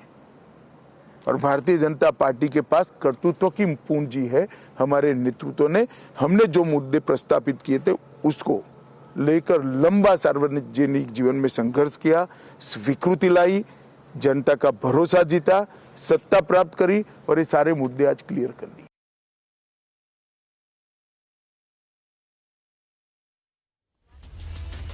All right, so what are we discussing? Essentially, the Home Minister of India, because also the fact that he's from Gujarat, he's BJP's Chanakya, reading the tea leaves so far as Gujarat is concerned, and of course he knows the state like the back of his hand, says that it's not going to be triangular contest as some political observers have been maintaining through headlines and comments over the last 1 month, and it's going to be a straight contest between the BJP and the Congress party as it has been over the last almost 3 decades. Joining me on this broadcast, we have Hiren Kotak, spokesperson of Gujarat BJP, joining us live from Ahmedabad. In a bit, I think we're going to get Japan Pathak. He's a political commentator based out of Ahmedabad again. Knows the nerves and veins of Gujarat like a veteran journalist should. And then we have Manasvi Thapar representing the Congress view live from Ahmedabad. And let me begin with Dr. Piyush Joshi, political analyst live from Indore. He leans towards the Aam Aadmi Party. So sort of we will try to understand from him what's going on in Aam Aadmi Party's mind when the Home Minister of the country, who's BJP's Chanakya and comes from Gujarat, says that Aam Aadmi Party is not a factor in Gujarat. Piyush Joshi, despite whatever histrionics and whatever, the pictures that you are projecting or trying to project with all those rallies in the state. Piyush Joshi. Well, Mr. Shah, I think spoke as a senior leader of the Bharatiya Janata Party rather than speaking as the Home Minister of the country. That's fine with him because that was a political interview and he has every right to count or discount any other political party. What we are working is pretty apparent, and what we are working on, that is also pretty apparent on the streets of Gujarat. The people have started getting connected with the Aam Aadmi Party for few reasons. On one particular statement, I heard it's an interesting phrase he used, कि भाजपा के पास करतूतों की लंबी पूंजी है. Kartoot is an interesting phrase to use. I wouldn't go whether it is karm or kartoot. So let's just discount it at that. Aam Aadmi Party definitely has its credibility. And how does the Aam Aadmi Party derive its credibility? It derives its credibility because Arvind Kejriwal, before forming the government in Delhi, promised that he is going to give 700 liters water per day free to the people of Delhi. He did that. He has promised that he is going to give 200 units of electricity free of cost. He did that. The same thing he did in Punjab. He promised that he is going to open Mohalla clinic and improve and strengthen the primary healthcare system in the state of Delhi. He did that. So there are so many things. He promised that he is going to go and doorstep and form an institution for doorstep delivery. He did that. There are a few promises on which still, like the Yamuna cleaning and everything, all these things are still in the pipeline. And, okay, Piyush Joshi, understood. Okay, Piyush Joshi. So that's where the Aam you made Aadmi your opening comment. Essentially what you're saying is, Piyush Joshi, that the Aam Aadmi Party is projecting the Delhi model, Mohalla clinics, the Punjab model, Bhagwant Singh Mann as the chief minister, and that's something which is going to attract the voter in Gujarat. Yeah. Okay, let Bajpai speak for itself. We have Hiren Kotak of the BJP. In a while, we'll have Japan Pathak as a political analyst. But since we have a BJP representative, let Hiren Kotak respond to that. Hiren Kotak, BJP, according to the view from Aam Aadmi Party, of course, Piyush Joshi only represents or leans towards the Aam Aadmi Party. Represents the Aam Aadmi Party view, not essentially of the party per se officially, because the party does not send its representatives. Hiren Kotak, ये कह रहे हैं आम आदमी party के जो मोहल्ला clinic model है दिल्ली का, एजुकेशन का, फ्रीबी का, फ्री में बिजली देने का, वो गुजरात की जनता को बहुत आकर्षित कर रहा है, इसलिए आम आदमी पार्टी फैक्टर है. अमित भाई भारतीय जनता पार्टी के वरिष्ठ नेता होने के नाते कहे होंगे कि आम आदमी पार्टी फैक्टर नहीं है, पर जमीन पर है. आप देखते हैं ऐसा जमीन पे से वहां पे अहमदाबाद से? देखिए, गुजरात से आप गुजरात को दो तरह से जानते हैं. एक डेवलपमेंट मॉडल के लिए, क्योंकि 12 साल से जो डेवलपमेंट यहाँ हुआ है वो पूरे देश में फैला है, और देश में फैलने का सिर्फ एक ही कारण नहीं था कि गुजरात के मुख्यमंत्री ने कहा था या भारतीय जनता पार्टी ने कहा था. गुजरात में जितने लोग यहाँ दूसरे राज्यों से आते थे उन सब ने यहाँ विकास देखा और उसका अनुभव भी किया, और यहाँ मिलने वाली उनको रोजी रोटी का भी उन्होंने अनुभव किया और वो पूरे देश को बताया. जब गुजरात इतना विकसित है और जब गुजरात में उद्योग यानी व्यापार यानी बिजनेसमैन की संख्या सबसे ज्यादा और सबसे सफल है, तो इन लोगों को ये भी पता है कौन सा मॉडल क्या है. तो गुजरात के लोग दिल्ली बहुत आते जाते रहते हैं और मैं भी बहुत आता जाता रहता हूँ. मैंने वहां आके देखा जी, 6 साल में 14 बार पेपर लीक हुए साहब. अच्छा, मैं अपनी बात कर लूं. ये आप जैसे बता रहे हैं पॉलिटिकल एनालिस्ट है, तो फिर अगर मेरी बात उनको नहीं काटनी चाहिए. जहां मैं एक बात कर लूं फिर वो जरूर अपनी बात बताए. सिंपल इतना कहना है कि गुजरात के लोगों ने और मैंने खुद ने भी वही मॉडल देखा है जिसके बारे में ढोल पीटे जाते थे और लाखों करोड़ों रुपए लोगों के बर्बाद किए जाते थे होर्डिंग्स बनाने में और एडवर्टाइजमेंट देने के लिए। तो उसके बावजूद भी वो मॉडल जो है वो एक्सपोज हो गया और गुजरात के सभी लोगों को आज पता है कि वो जो पूरा का पूरा जो मॉडल बनाया गया दिल्ली का या पंजाब का, दोनों फेल है। और जहाँ की जो शिक्षा की हालत की बात करें, अगर हम वहां पर बिजली की बात करें, वाकई में स्थिति बहुत खराब है, ये लोगों को पता है और सुख का अनुभव इनको यहाँ पर है। इसीलिए गुजरात की सरकार भरोसे की सरकार। चलिए, गुजरात की सरकार आपके हिसाब से भरोसे की सरकार है। आज जपन पाठक has in fact joined Manasvi. You know, I would want it a straight. Okay. You know, Piyush Joshi, you have got your opening comments. Let me include others as well. Let it be a straight contest now between Japan Pathak and Manasvi Thapar. You know, first I'll come to Japan Pathak. Japan, you see, Amit Bhai is saying that Aam Aadmi Party is not a factor. It is a straight contest between the Congress and the BJP. As a political observer, one would have thought that if the Aam Aadmi Party becomes a bit of a factor in Gujarat and the vote gets a split between the Congress and the AAP, perhaps the BJP stands to benefit. Why is he making a straight contest between the Congress and the BJP? No, because that is the fact, Abhishek. If you see, there are 5 to 10 seats where we can say that AAP candidates are in real contest. So few seats in Surat, somewhere in Saurashtra. But barring these 5 to 7 or 5 to 10 seats, some say 5 to 10, I say 5 to 7 or maybe 5. AAP is actually not in contest. I mean, if you see the contest as for win or lose, it is not in contest. Maybe it can get some percentage of votes. But that percentage of votes, every time, even if some independent is powerful, they get, NCP get 3-4 seats, BSP and SP regularly contest in Gujarat, and they also garner votes. So if we count seat number wise, that how many seats Aam Aadmi Party is going to get, then they are just in contest in some 4-5 seats. That also not due to AAP, but because those candidates represent parties are under agitation, which was very prevailing in those areas in 2015 to 2017. And therefore, even if these parties are agitation people, they form some party called PAS, some outfit called PAS, and contest the seats in Surat. Even then they are in contest. But at rest of the places, it's just a game of percentages. Understood. So I'll come to percentages little later, but let me get the opening comments from Manasvi. Manasvi, you know, since you are representing the Congress view, I think more than any other Congress leader in this campaign, you must be most satisfied with what Amit Shah has said today, that the Congress party is in a straight contest with the BJP in Gujarat. I don't see it. I don't know if Japan Bhai sees it. You know, as a political observer who has, you know, has had an eye on Gujarat for a while, I don't see Congress party in contest anywhere. We have not seen any big rallies. The first time Rahul Gandhi comes to Gujarat in last almost 6 months perhaps and more is yesterday, and fleetingly so. And then on the ground, whatever reports I get, the Congress campaign is absolutely invisible. Manasvi, how are you in a straight contest with the BJP, even if Amit Shah of the BJP says so?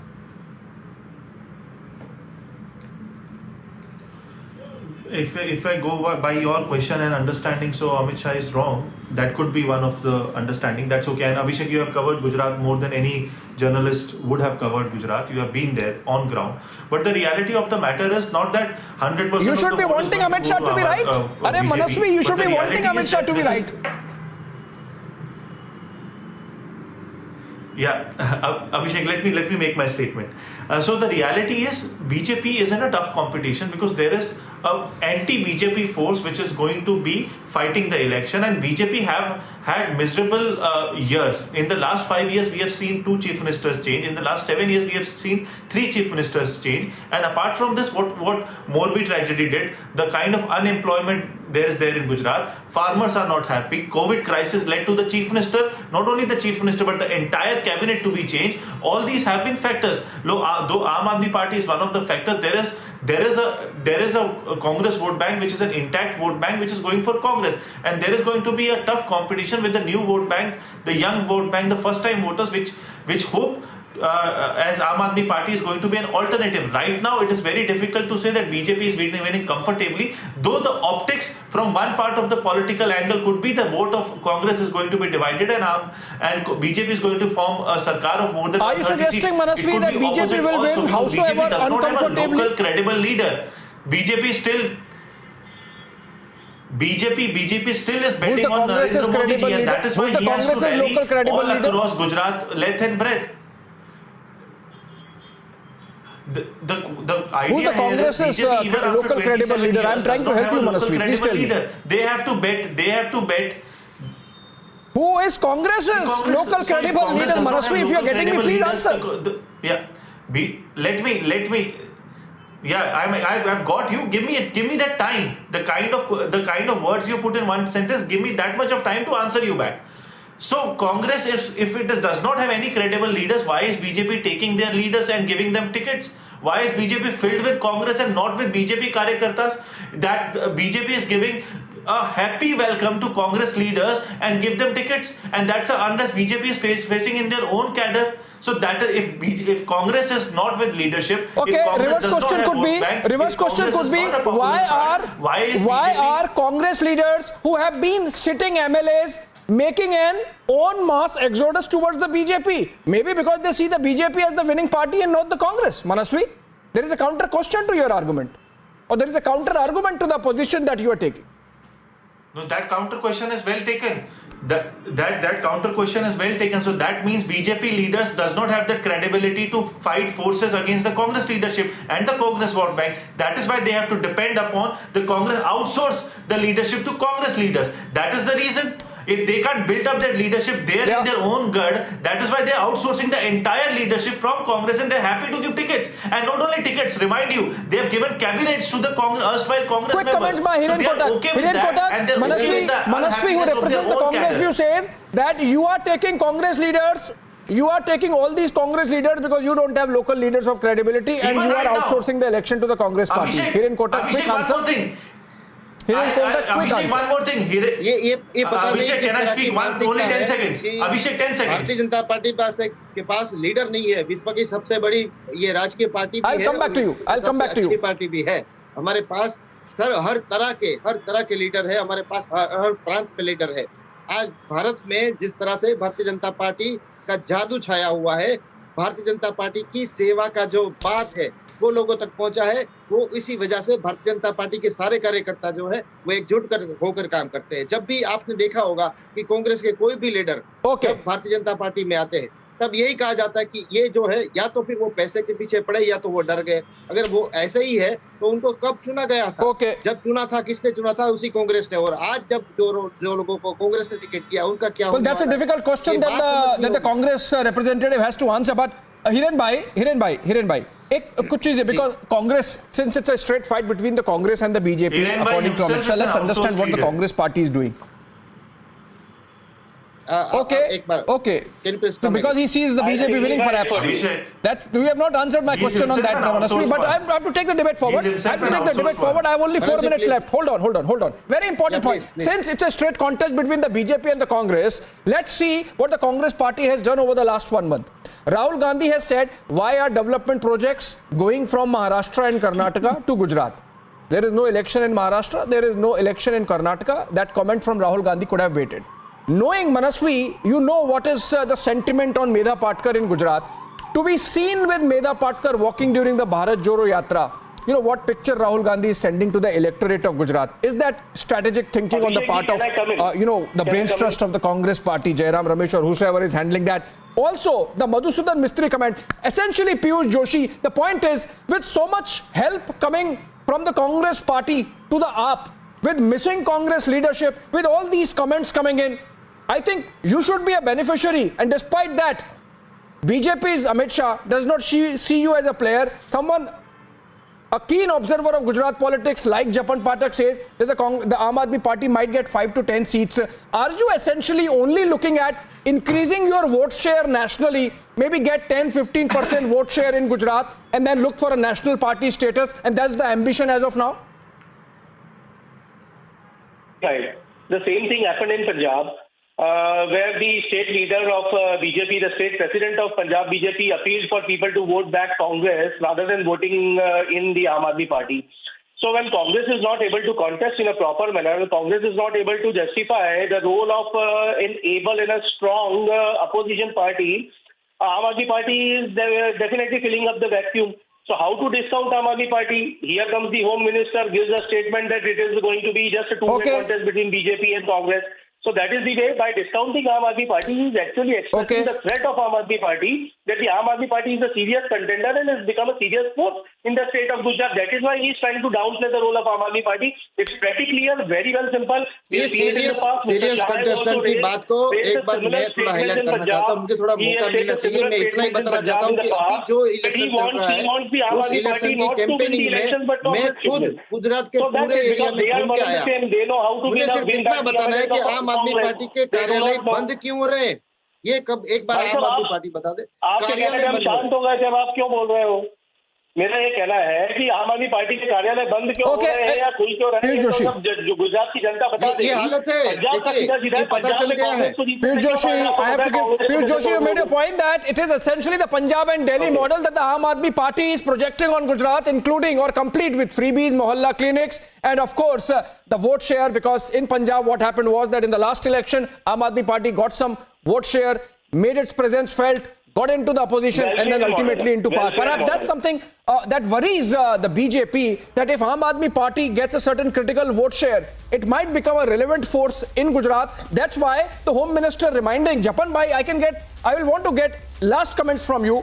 Is it that fear with the BJP that if Aam Aadmi Party becomes relevant in politics in Gujarat, it would disturb the equilibrium that has existed of a bipolar politics between Congress and the BJP, and then that could be an unknown entity in the state politics? You think so, Japan Bhai? Abhishek, rather than BJP, I would say that Gujarat people are very much business-minded people and they vote for stability. They want stability. If there is three-party scenario, then stability will be in danger. You understand, na? Three-party scenario with one party supporting another party, then pull the support, and there will be uncertainty. So I think the Gujarati people are very businessmen and they have not deliberately chosen third-party scenario since many decades for this reason. And I think Amit Shah knows this pulse of people of Gujarat and therefore he is claiming so. Yes. He said that, in fact, Japan Pathak, that he understands Gujarat and that's why he's saying so. I think what was in the mind of the Home Minister was that in a scenario where the Congress party completely collapses, the Aam Aadmi Party could be looking at Punjab model. Having said that, I think what the BJP would perhaps want in Gujarat is a 1985 kind of scenario where the Congress then crossed the 50% mark, which the BJP has not yet done. I think that's a target the BJP is looking at. That's why those permutation and combinations in the mind of BJP's Amit Shah. And of course, he spoke that in an interview with our editor-in-chief Arnab Goswami, and that interview is right after this short break. Thank you so much, all those who joined us on the side of viewers as well. Thank you so much.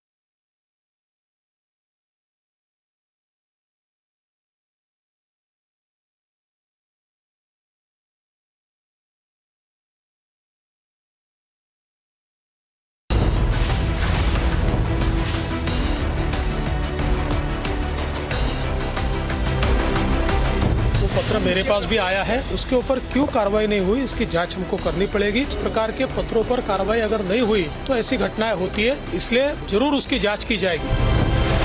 Arnab debates at 10 p.m.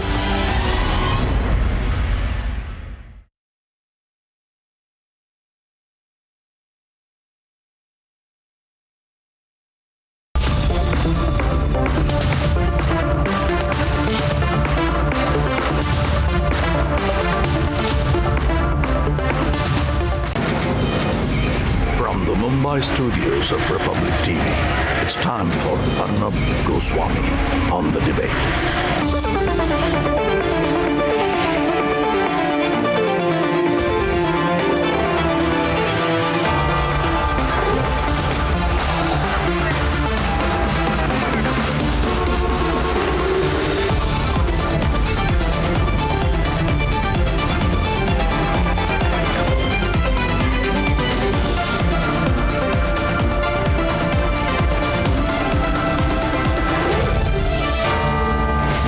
Arnab Goswami on The Debate at 9. Presented by Amity University. Powered by RP Sanjeev Goenka Group. Century Ply. Serra and Havels.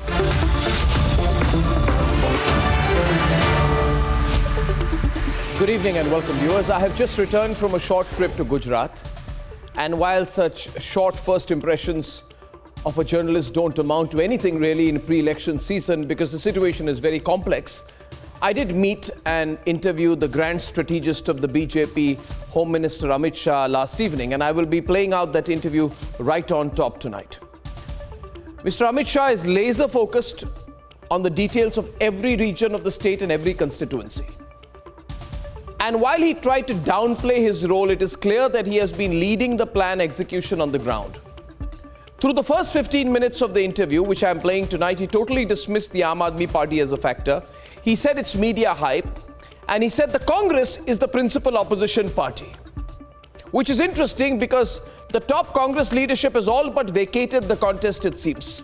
So perhaps the BJP thinks that the residual Congress vote won't shift. So there is a lot to be read into Mr. Amit Shah's analysis in that exclusive interview, the first big interview of this season, and it gives you his take on the pre-election picture and the trends that are emerging. Also tonight, ladies and gentlemen, the bone-chilling letter that has been written, that was written by Shraddha in an official complaint to the Mumbai police. The letter is dated November 2020. In the letter, she says to the Mumbai police, she says that Aftab is threatening to kill me and cut me into pieces. Please help me. She's literally begging the Mumbai police to intervene and save her from the possibility of being killed and chopped into pieces by Aftab. Ladies and gentlemen, the Uddhav Thackeray government, the incompetent Uddhav Thackeray government, the incompetent MVA government, which only wanted to go against its critics, which only wanted to destroy Republic, which did not want to help the citizen, did absolutely nothing. Absolutely nothing. So in a way, they hold some moral responsibility for what happened to Shraddha. Devendra Fadnavis is absolutely right when he says that this matter will have to be investigated. Why did Uddhav's government not act against Aftab when they knew what Aftab could do to Shraddha? What was the Uddhav Thackeray government and its police forces' real intention? The nation wants to know, ladies and gentlemen. The nation wants to know.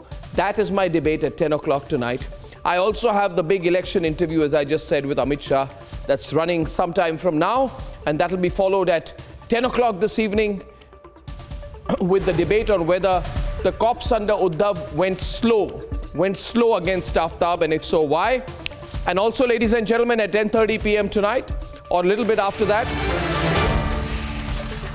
how the Aam Aadmi Party should be really ashamed of itself that this man, who Kejriwal says is a great man, is having a massage, having a 5-star meal, and having a great time in Tihar jail. Mr. Kejriwal, look at the pictures and think. Think, Mr. Kejriwal, think. And here are the headlines this Wednesday evening on The Debate Tonight.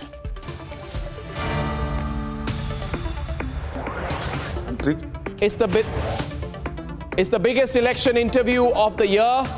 Amit Shah makes internal security one of the big election issues. Confident Amit Shah says the BJP will surpass the 2002 vote share, get far more than 127 seats in Gujarat. Dismissing a three-way contest, Amit Shah says the AAP is not even a factor in Gujarat, says it's media hype. Shraddha warned the Maharashtra police that Aftab would chop her into pieces, but the Uddhav Thackeray government did nothing. Shocked over the inaction under the Uddhav government, Devendra Fadnavis says there will be an investigation.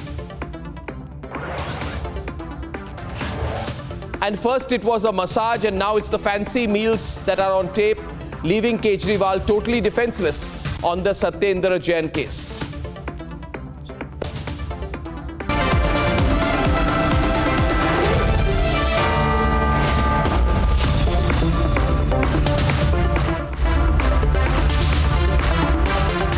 Ladies and gentlemen, the Gujarat elections will take place in 9 days. The elections come in just over 2 weeks. This is a big run-up to 2024.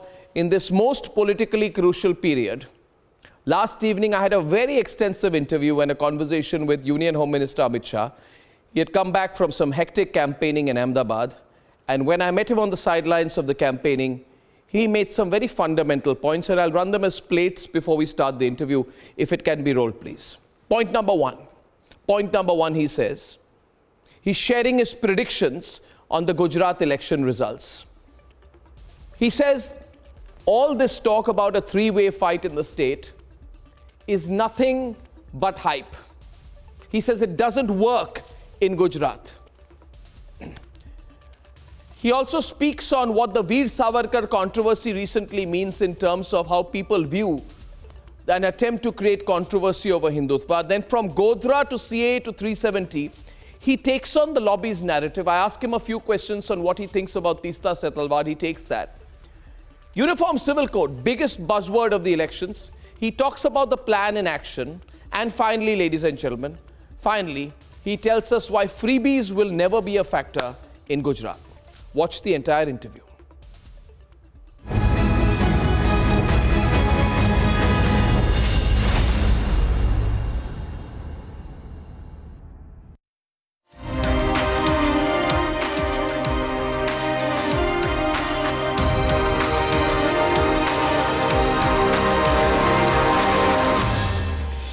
Republic Bharat, Republic TV और Republic media network के जितने दर्शक हैं उनको हम आज इस special interview में हमारे साथ हैं आज भारत के गृह मंत्री,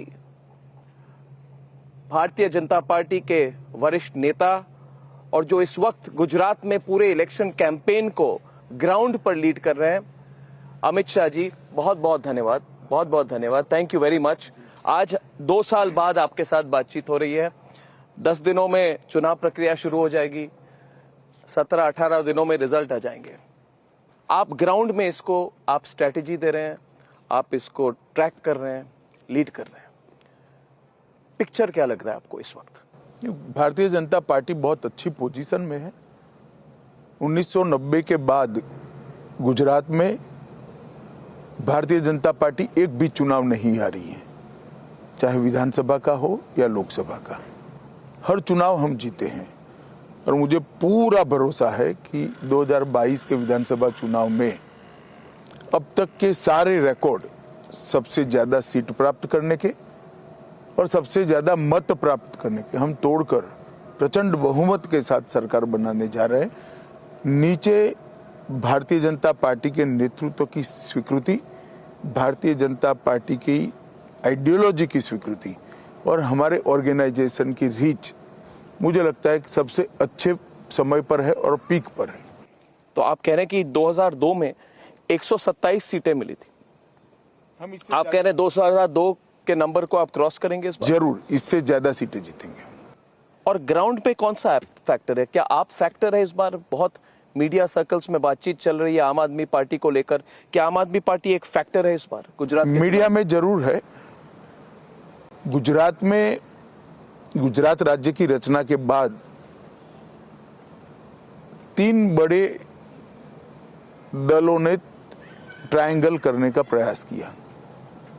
सबसे पहले चिमनभाई पटेल ने अपनी एक पार्टी बना ली किमलोप कर और उन्होंने वहां पर एक ट्रायंगल करने का प्रयास किया, विफल गए, पार्टी वाइंड अप करनी पड़ी। उसके बाद में शंकर सिंह वाघेला ने, जो गुजरात के पूर्व मुख्यमंत्री थे, कांग्रेस के समर्थन से बने थे, उन्होंने एक बार प्रयास किया, वो विफल गए, पार्टी वाइंड अप करनी पड़ी। और उसके बाद में केशुभाई पटेल ने भी प्रयास किया, वो भी विफल गए और पार्टी वाइंड अप करनी। एक भी व्यक्ति 5 का आंकड़ा क्रॉस नहीं कर पाया था। आप कह रहे त्रिकोणीय इलेक्शन नहीं हो सकती है? स्वभाव नहीं है गुजरात की। मगर क्या भारतीय जनता पार्टी के लिए 3 वे इलेक्शन आपके लिए अच्छा नहीं होगा अगर वोट स्प्लिट हो जाए? जो एनालिसिस कह रही है कि ऐसे स्प्लिट हो जाए तो मार्जिन आपके लिए बेटर होगा। ऐसा जब मैं 50% से ज्यादा मत प्राप्त कर रहा हूं तब वोट कितना और कहां बढ़ता है इसके कोई मायने नहीं रहते। भारतीय जनता पार्टी इस बार 50% से ज्यादा वोट प्राप्त करने जा रही है। तो अरविंद केजरीवाल हर चीज को लेकर अभी गुजरात का एंगल, वो गुजरात के बारे में बोलते हैं। वो कहते हैं अगर सत्येंद्र जैन अरेस्ट हो गए तो आम आदमी पार्टी को टारगेट किया जा रहा है गुजरात इलेक्शंस के कारण। दिल्ली की जो लिकर स्कैम है अगर वो अनकवर हो गई तो कहते हैं वो भी गुजरात के साथ लिंक्ड है। हर चीज को वो गुजरात के साथ लिंक करने की कोशिश कर रहे हैं। नहीं, उनकी कोशिश तो दिखाई ही पड़ती है, मगर मैं नहीं मानता कि जनता इस बात को सच मानती होगी। हम भी जनता के बीच में रहते हैं, सैकड़ों लोग डेमोक्रेसी में सीधा शार्प क्वेश्चन हमें भी पूछते हैं, मुंह पे खरी खरी बात भी सुनाते हैं और सुनने भी चाहिए। कहीं से भी किसी भी क्वार्टर से इस प्रकार की बात नहीं आई। ट्रेडिशनल एनालिसिस ये है कि कांग्रेस का प्रभाव कम हो रहा है, कांग्रेस की इंपैक्ट कम हो रही है, और वो जो वैक्यूम है वो कौन उसको फिल करेंगे? भारतीय जनता पार्टी भी फिल कर सकती है। मगर आप तो पावर में हैं। हमारा वोट बढ़ सकता है। ऑल्टरनेटिव ऑपोजिशन की देखिए, हर बार जनता ऑल्टरनेटिव नहीं ढूंढती है। हर बार ऐसा नहीं होता है कि जनता ऑल्टरनेटिव ढूंढे। कई बार ऐसा होता है कि सत्ता पक्षों की जनता और मजबूत करती है। आप प्रो इनकम्बेंसी की बात कर रहे हैं, एंटी इनकम्बेंसी के बारे में। आप 6 बार आप पावर में रह चुके हैं। आपने कहा आपके नंबर घटे थे मगर आप पावर में रह चुके हैं। क्या 7th टर्म आप इस बार गुजरात में रिकॉर्ड होगा 7th टर्म? आप कह रहे हैं एंटी इनकम्बेंसी नहीं है? इतने नहीं, एंटी इनकम्बेंसी जरूर होती है, विधायकों की होती है, पार्टी की होती है, सरकार की भी होती है। शीर्ष नेतृत्व के खिलाफ भी, मुख्यमंत्री के खिलाफ भी हो सकती है। परंतु चुनाव में जब नतीजे डिसाइड करता है तो एंटी इनकम्बेंसी और प्रो इनकम्बेंसी का बचा हुआ शेष डिसाइड करता है, और हम प्लस में हैं। मगर एंटी इनकम्बेंसी क्या पिछली बार वो हो चुकी है? मतलब पिछली बार कांग्रेस पार्टी को जितने सीटें मिली और जितना परसेंटेज वोट मिला था 35+% वोट्स जो मिले थे, क्या उसके आगे नहीं जा सकती है कांग्रेस? क्योंकि कांग्रेस के नंबर्स अगर कम होंगे, कांग्रेस की कैंपेनिंग तो ग्राउंड पे इतनी विजिबल नहीं है, कांग्रेस के बड़े नेता इधर गुजरात में नहीं है, कोई क्लियर स्ट्रेटेजी नहीं है, और ट्रेडिशनल थिंकिंग ये है कि ये जगह कौन, who is going to fill the gap? जनता ने तय करना है। मैं जमीन पर दीपावली के दिनों में गुजरात के सभी जोन के कार्यकर्ताओं को मिलकर आया हूं जिनके पास जमीनी जानकारी होती है, और लगभग अब आज के मेरे 4 कार्यक्रम गिनकर 47 विधानसभाओं में प्रत्यक्ष रूप से मैं जाकर आया हूं। मैं आपको बताता हूं कि भारतीय जनता पार्टी अपना मत प्रतिशत बढ़ा रही है। अब ये मत किसका आ रहा है वो तो कोई एनालिसिस नहीं कर सकता, परंतु भारतीय जनता पार्टी अपना मत प्रतिशत भी बढ़ा रही है, सीटें भी बढ़ा रही है, और कोई कारण नहीं है कि भारतीय जनता पार्टी को गुजरात की जनता वोट न दे। आप हर अपने इंटरव्यू में, जितने आपके पब्लिक अपीयरेंसेस हैं, आप कह रहे हैं कि आपकी फाइट कांग्रेस पार्टी के साथ है। उसको लेके लोग मतलब समझ नहीं पा रहे, आप कांग्रेस को प्रिंसिपल ऑपोजिशन क्यों कह रहे हैं गुजरात में? क्योंकि वो है। मैं स्पेकुलेशन के आधार पर तो नहीं कर सकता, जमीनी हकीकत में वो है। आज ऑपोजिशन गुजरात असेंबली में कांग्रेस ही है, जमीन पर भी कांग्रेस है। आपको अभी भी लगता है कि उनको एक बेस परसेंटेज वोट उनके पास जाएगा? देखिए, इसमें कटौती बढ़ोतरी हो सकती है, परंतु उनका बेस आज भी है। वो क्यों है? हर पार्टी का अपना एक बेस होता है, हमारा भी है, उनसे बड़ा है। मगर आपको नहीं लगता कि वो मतलब over a period of time वो कम हो चुका है? लीडरशिप नहीं है, लीडरशिप बैक। मैंने कहा ना, कटौती बढ़ोतरी तो होती रहती है, मगर कांग्रेस है जमीन पर। केजरीवाल जी ने इस बार हिंदू कार्ड प्ले करने की कोशिश की। उन्होंने पहले कहा था कि मेरा राम किसी की मस्जिद तोड़कर बनाए मंदिर में नहीं बस सकता। ये उनकी स्टेटमेंट थी 2014 में। और इस बार उन्होंने कहा कि जितने हमारे करेंसी नोट है इसमें लक्ष्मी गणेश की जो तस्वीरें हैं वो प्रिंट होनी चाहिए। देखिए, क्या वो हिंदू कार्ड प्ले कर रहे हैं? उसका क्या इम्पैक्ट होगा? कोई किसी भी कार्ड को प्ले करे अर्नब जी, भारत की जनता और विशेषकर गुजरात की जनता इतनी भूली भाली नहीं है कि एक दो टोचकों से या एक दो स्टेटमेंट से किसी और बह जाए। राजनीति में हर व्यक्ति का अपना एक इतिहास होता है, इसकी विश्वसनीयता बनती है जिसके आधार पर, और एक लंबा कैरियर होता है। आप किस प्रकार की बात करते हो, आपकी आइडियोलॉजी क्या है, आपकी आइडियोलॉजी के मायने क्या है, आपकी आइडियोलॉजी के लक्ष्य क्या है, और इसके क्रियान्वयन के लिए आपने क्या करा। जैसे भारतीय जनता पार्टी ने भारतीय जनसंघ से हम आए, वाया जनता पार्टी भारतीय जनता पार्टी में बने। भारतीय जनता पार्टी से लेकर भारतीय जनसंघ से लेकर भारतीय जनता पार्टी तक हमने कहा था कि हम 370 धारा को जब भी हमें मौका मिलेगा हटाएंगे। एक देश में दो निशान, दो प्रधान, दो विधान नहीं चल सकते, और हमने हटाकर दिखाया। जब पूर्ण बहुमत मिला नरेंद्र भाई के नेतृत्व में, आज धारा 370 और 35 से दोनों समाप्त हो गई, और कश्मीर हमेशा के लिए भारत के साथ जुड़ गया है। तो इससे क्रेडेंशियल बनते हैं। हमने जब से भी राम जन्मभूमि आंदोलन हुआ, हमने clear cut stand Palampur BJP कार्यकारिणी में लिया था कि हम मानते हैं कि वही जगह पे राम मंदिर बनना चाहिए।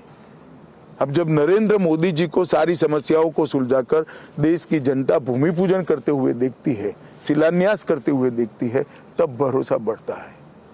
हमने कहा था कि हम इस देश में कॉमन सिविल कोड की पैरवी करेंगे, और अगर हम पावर में आते हैं तो इसको लाएंगे। 1950 में कहा था, और आज कॉमन सिविल कोड के लिए भारत के 3 राज्यों ने इनिशिएटिव लिया है। एक चर्चा बहस छिड़ी है, और कुछ ही समय में 3 राज्यों में कॉमन सिविल कोड आपको दिखाई पड़ेगा। हमने कहा था कि किसी भी पंथ निरपेक्ष देश के अंदर धर्म के आधार पर कानून नहीं होने चाहिए। ट्रिपल तलाक को हम समाप्त करेंगे। हमने कर दिखाया। तो विश्वसनीयता जो होती है व्यक्ति की, पार्टी की, विचारधारा की, वो सिर्फ बोलने से नहीं होती है कर्तृत्व से बनती है। और भारतीय जनता पार्टी के पास कर्तृत्व की पूंजी है। हमारे नेतृत्व ने, हमने जो मुद्दे प्रस्तापित किए थे उसको लेकर लंबा सार्वजनिक जीवन में संघर्ष किया, स्वीकृति लाई, जनता का भरोसा जीता, सत्ता प्राप्त करी, और ये सारे मुद्दे आज क्लियर कर दिए। इस पर कोई दो राय नहीं है, कोई दो राय नहीं है कि आपने जो कहा वो किया 370 पर। यूनिफॉर्म सिविल कोड की बात आपने जो उठाई, 3 राज्यों में क्यों, राष्ट्रीय स्तर पर क्यों नहीं? ये तो हमारे कॉन्स्टिट्यूशन के डायरेक्टिव प्रिंसिपल्स पर लिखा गया है, आपके आइडियोलॉजी के साथ। बिल्कुल लिखा गया है, मगर एक ऐसा मसला है जिसमें एक सार्वजनिक बहस होनी चाहिए, और जब राज्य करेंगे तब ये बहस अपने आप होगी। भारतीय जनता पार्टी की अकेले की आइडियोलॉजी से इतना बड़ा फैसला करने के बजाय अच्छा ये है कि एक सार्वजनिक बहस हो। हमारा स्टैंड बहुत स्पष्ट है कि इस देश में कॉमन सिविल कोड होना चाहिए, धर्म के आधार पर कोई कानून नहीं होने चाहिए। हमारा स्टैंड बहुत स्पष्ट है, परंतु बाकी लोगों के स्टैंड की भी महत्व है, बाकी लोगों के स्टैंड का भी चर्चा होना चाहिए। तो एक बहस होगी, अभी कमेटियां बनी, इनके सामने सबके मत आएंगे, मत के बाद कमेटी की अध्यक्षता गुजरात और दोनों जगह पे रिटायर्ड जज कर रहे हैं, वो अपनी रिपोर्ट देंगे, इसके आधार प्रोसेस पर आप कह रहे हैं प्रोसेस शुरू हुआ। तो एक और, क्योंकि मैं इस यूनिफॉर्म सिविल कोड का बहुत बड़ा प्रोपोनेंट हूं टीवी पर, मैं तो खुल के पिछले 10 सालों से कह रहा हूं, एक अगर फॉलो अप सवाल है कि ये जो बहस की बात आप कर रहे हैं इसको संसद में क्यों नहीं करते? यूनिफॉर्म सिविल कोड अगर इंट्रोड्यूस हो जाए एक बार पार्लियामेंट में, फिर बहस भी हो जाए। मैंने कहा ना, ये बहस कोई छोटी बहस नहीं है। उत्तराखंड का भी हो, दुनिया भर के लोगों ने अपने निवेदन वहां भेजे हैं और सुप्रीम कोर्ट की रिटायर्ड जज साहिबा इसकी अध्यक्षता कर रही है। वहां पर सारी चीजें आएगी, एक रिपोर्ट आएगी, रिपोर्ट पर उत्तराखंड का विधानमंडल विचार करेगा, गुजरात का विधानमंडल विचार करेगा, तो एक सभी पार्टियों के विचार भी विधानमंडल के फ्लोर पर आ जाएंगे। और अगला स्टेप आगे ये सब देखकर पार्टी उचित समय पर जो निर्णय करना है वो करेगी। कब तक होगा? 2024 से? देखिए, इसमें कोई टाइमलाइन नहीं होती। मैं इंटरव्यू कोई आपकी टीवी की हेडलाइन के लिए नहीं कर सकता। बिल्कुल। भारतीय जनता पार्टी बहुत मैच्योर तरीके से सबके विचारों को सुनकर इसका सम्मान कर कर फैसले लेती है, मगर हम हमारे मान्यता में और विचार पर अड़िग है कि इस देश में कॉमन सिविल कोड होना चाहिए। क्या आपको लगता है कि देश का जो माहौल है थोड़ा बदल चुका है, इन द सेंस कि पहले आप वीर सावरकर को लेकर कुछ भी कह सकते थे और कई लोग उसको एक्सेप्ट कर देते थे, उस पर कोई बैकफुट पे नहीं जाता था। अभी आपने कहा कि Congress party principal opposition party है गुजरात में, मगर जब कांग्रेस पार्टी के नेता ने वीर सावरकर पर आपत्तिजनक बात कही, जब उन्होंने कहा कि वीर सावरकर ने धोखा किया था देश के साथ, तो एक तरह से 2-3 दिन तक बहस हुई, उनकी अपनी पार्टी बैकफुट पर चली गई। और मुझे लगा कि क्या आपको लगता है कि ये जो सारे मुद्दे हैं, पहले जिस तरह से एक्सेप्ट किया जाता था अब एक्सेप्ट नहीं होता, इस पर कंट्रोवर्सी होती है, डिबेट होती है, और जिन्होंने ये सब स्टेटमेंट्स दिए वो खुद बैकफुट पर जाते हैं। क्या आपको लगता है देश का माहौल थोड़ा बदल चुका है?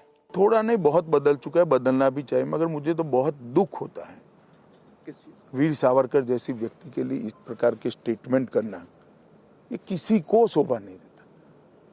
हमारी पार्टी के विचार, हम सब के विचार, देश का इतिहास, इस सबको साइड पर रखकर उनकी दादी के भी स्टेटमेंट पढ़ लेते तो उनको मालूम पड़ता।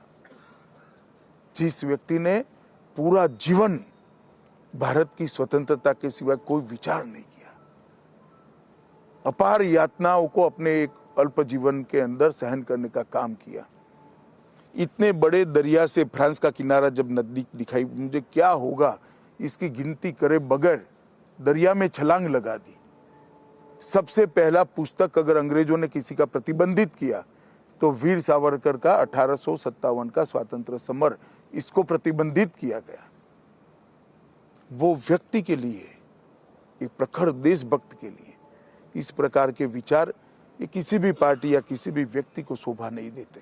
ठीक है, बहस हुई है, उसका मैं तो बहस होनी भी चाहिए और इस प्रकार से विचार व्यक्त करते हैं, समाज में से रिएक्शन भी आना चाहिए, परंतु इस प्रकार के विचार ही व्यक्त नहीं होने चाहिए जिसका कोई आधार न हो। मगर जो कलेक्टिव रिएक्शन इस बार था और अभी हो रहा है, उससे क्या आपको लगता है कि जो लोग हिंदुत्व में विश्वास रखते हैं वो पहले से ज्यादा असर्टिव हो गए हैं, खुलकर बोल रहे हैं? देखिए, सिर्फ काउंटर हो रहा है। ये सिर्फ हिंदुत्व का सवाल नहीं है।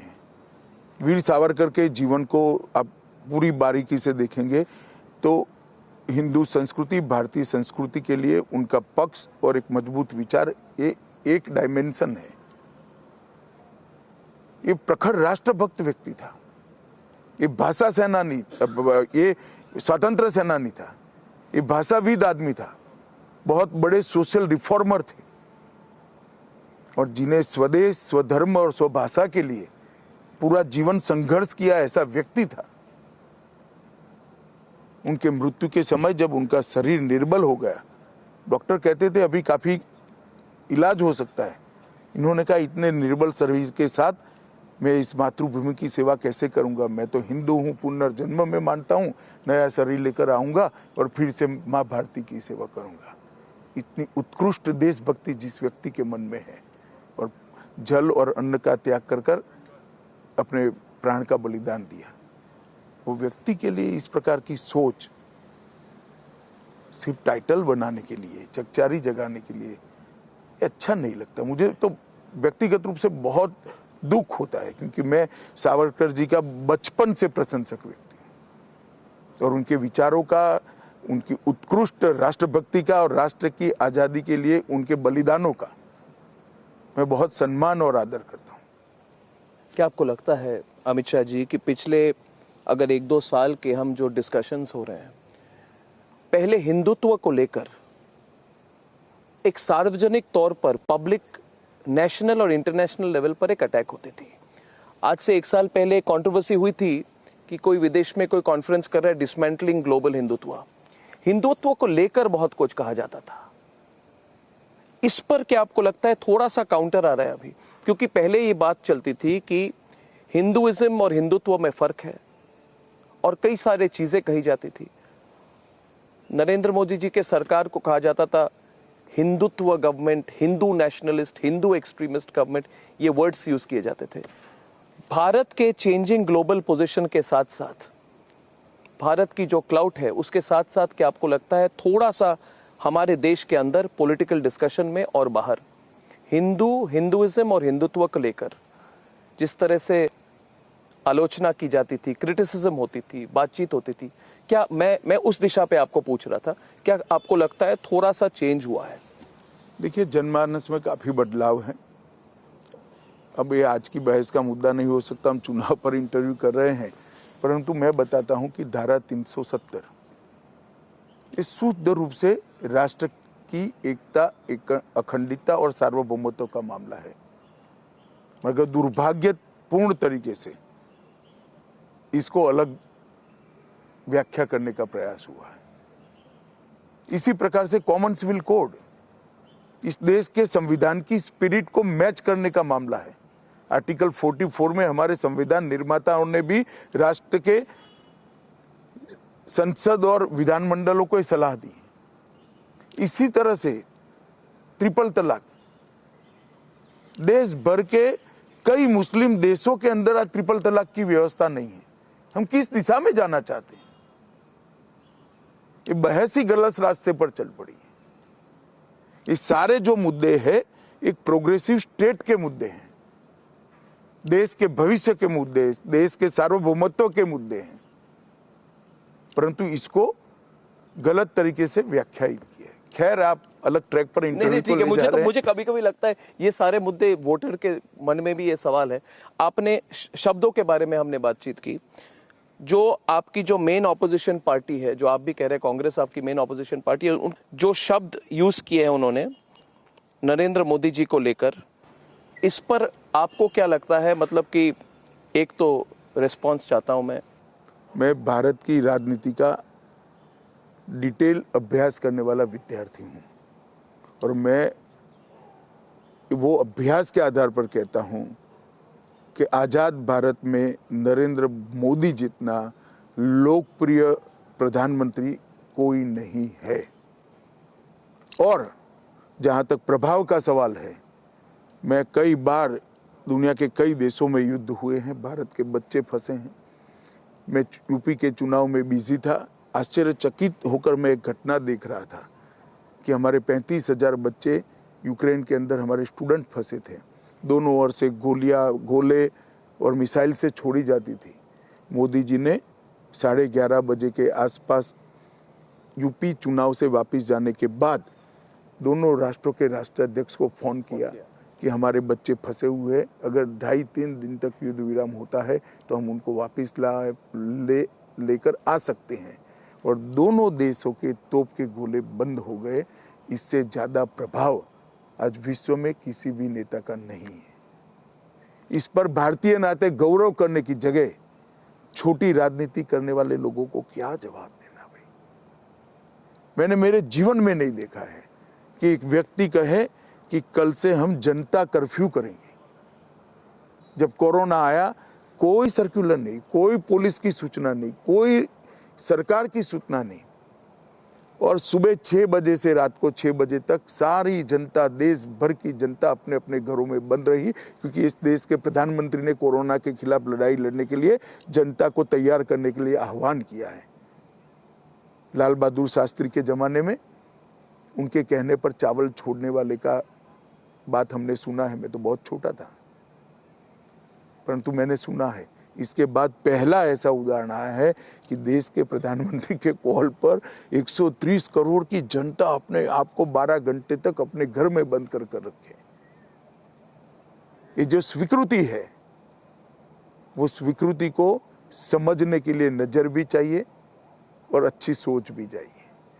जिसके पास नहीं है, इससे कोई। और जो लोग इस सब जानने के बावजूद पर्सनल अटैक्स करते हैं, वो क्या ग्राउंड सिचुएशन नहीं समझते हैं या फिर कुछ उनको मालूम नहीं क्या करते होंगे? मगर देश की जनता इसको देखती है। देश की जनता लोकतंत्र में फैसले भी करती है और मुझे पूरा भरोसा है कि इस प्रकार की भाषा के प्रयोग को गुजरात और देश की जनता कभी नहीं स्वीकारती। एक रैली में, जब ये घटलोडिया सीट के रैली में आपने एक कमेंट की थी, उस पर मैं थोड़ा आपसे सवाल करना चाहता हूँ। आपने कहा था कि मैं मुख्यमंत्री जी को कांग्रेचुलेट करता हूँ जो यहाँ पे जो इलीगल मज़ार बने हैं, उनका जो ये बेट द्वारका में इलीगल कंस्ट्रक्शंस हुए हैं, उसको डेमोलिश करने के लिए मैं उनको कांग्रेचुलेट करता हूँ। और भारतीय जनता पार्टी ने कहा कि अपीजमेंट पॉलिटिक्स ये बंद होगी। ये स्टेटमेंट जो आपने की, इसकी बैकग्राउंड में कई लोगों ने कहा कि एक समुदाय को टारगेट किया जा रहा है। आपने ये बात क्यों कही? इसका बैकग्राउंड क्या था? देखिए, बेट द्वारका देश भर के करोड़ों लोगों की श्रद्धा का केंद्र है। माना जाता है कि द्वारका जब समंदर में डूबी, वहीं डूबी है। इसके कई तथ्य भी मिले हैं, मगर वो एक जांच का विषय है। देश में किसी भी जगह पे, विशेषकर सीमांत क्षेत्र के अंदर और दरियाई सीमा के द्वीप पर अगर इलीगल एंक्रोचमेंट होते हैं तो वो राष्ट्रीय सुरक्षा के लिए खतरा है।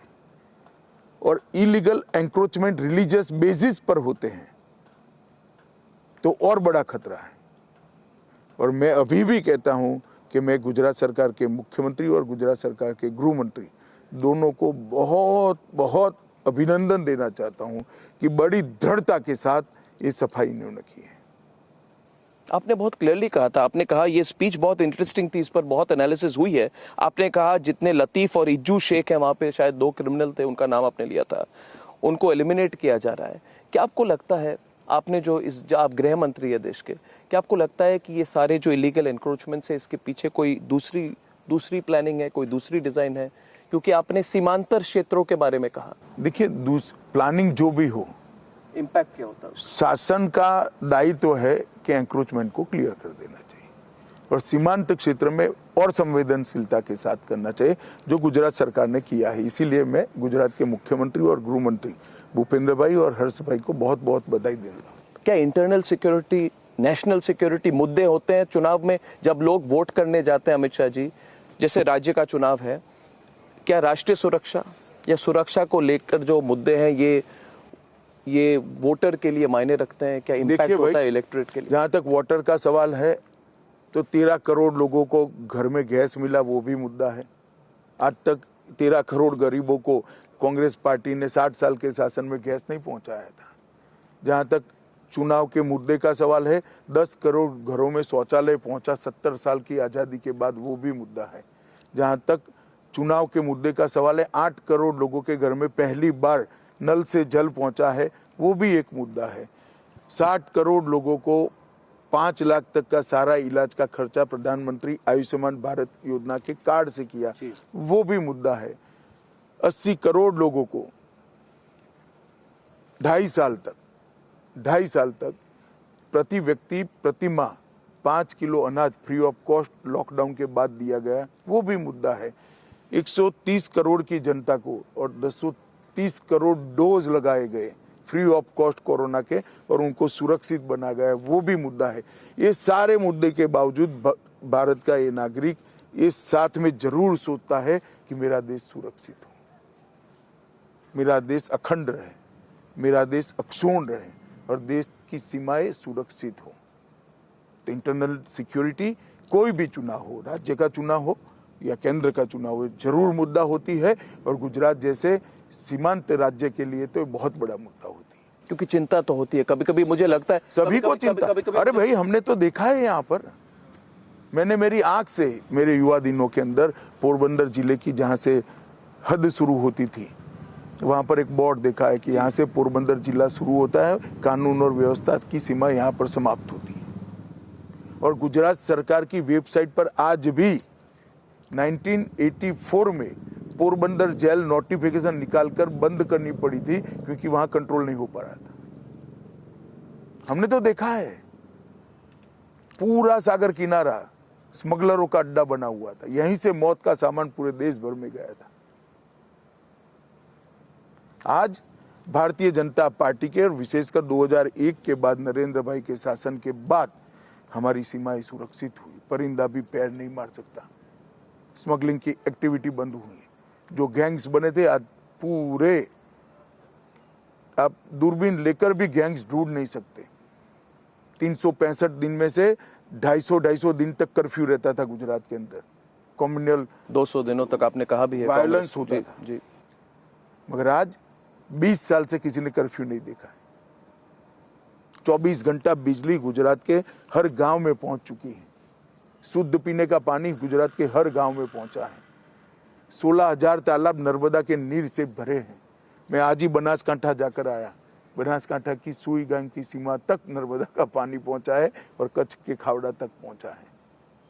और उसमें से कई सारी योजनाएं, सौनी योजना, सुजलाम सुफलाम योजना, ढेर सारी योजनाएं बनाकर मोदी जी ने पूरे गुजरात के जल स्तर को ऊपर उठाया। 1.5 लाख से ज्यादा चेक डैम बनाए, खेत का पानी खेत में, सीम का पानी सीम में और गांव का पानी गांव में।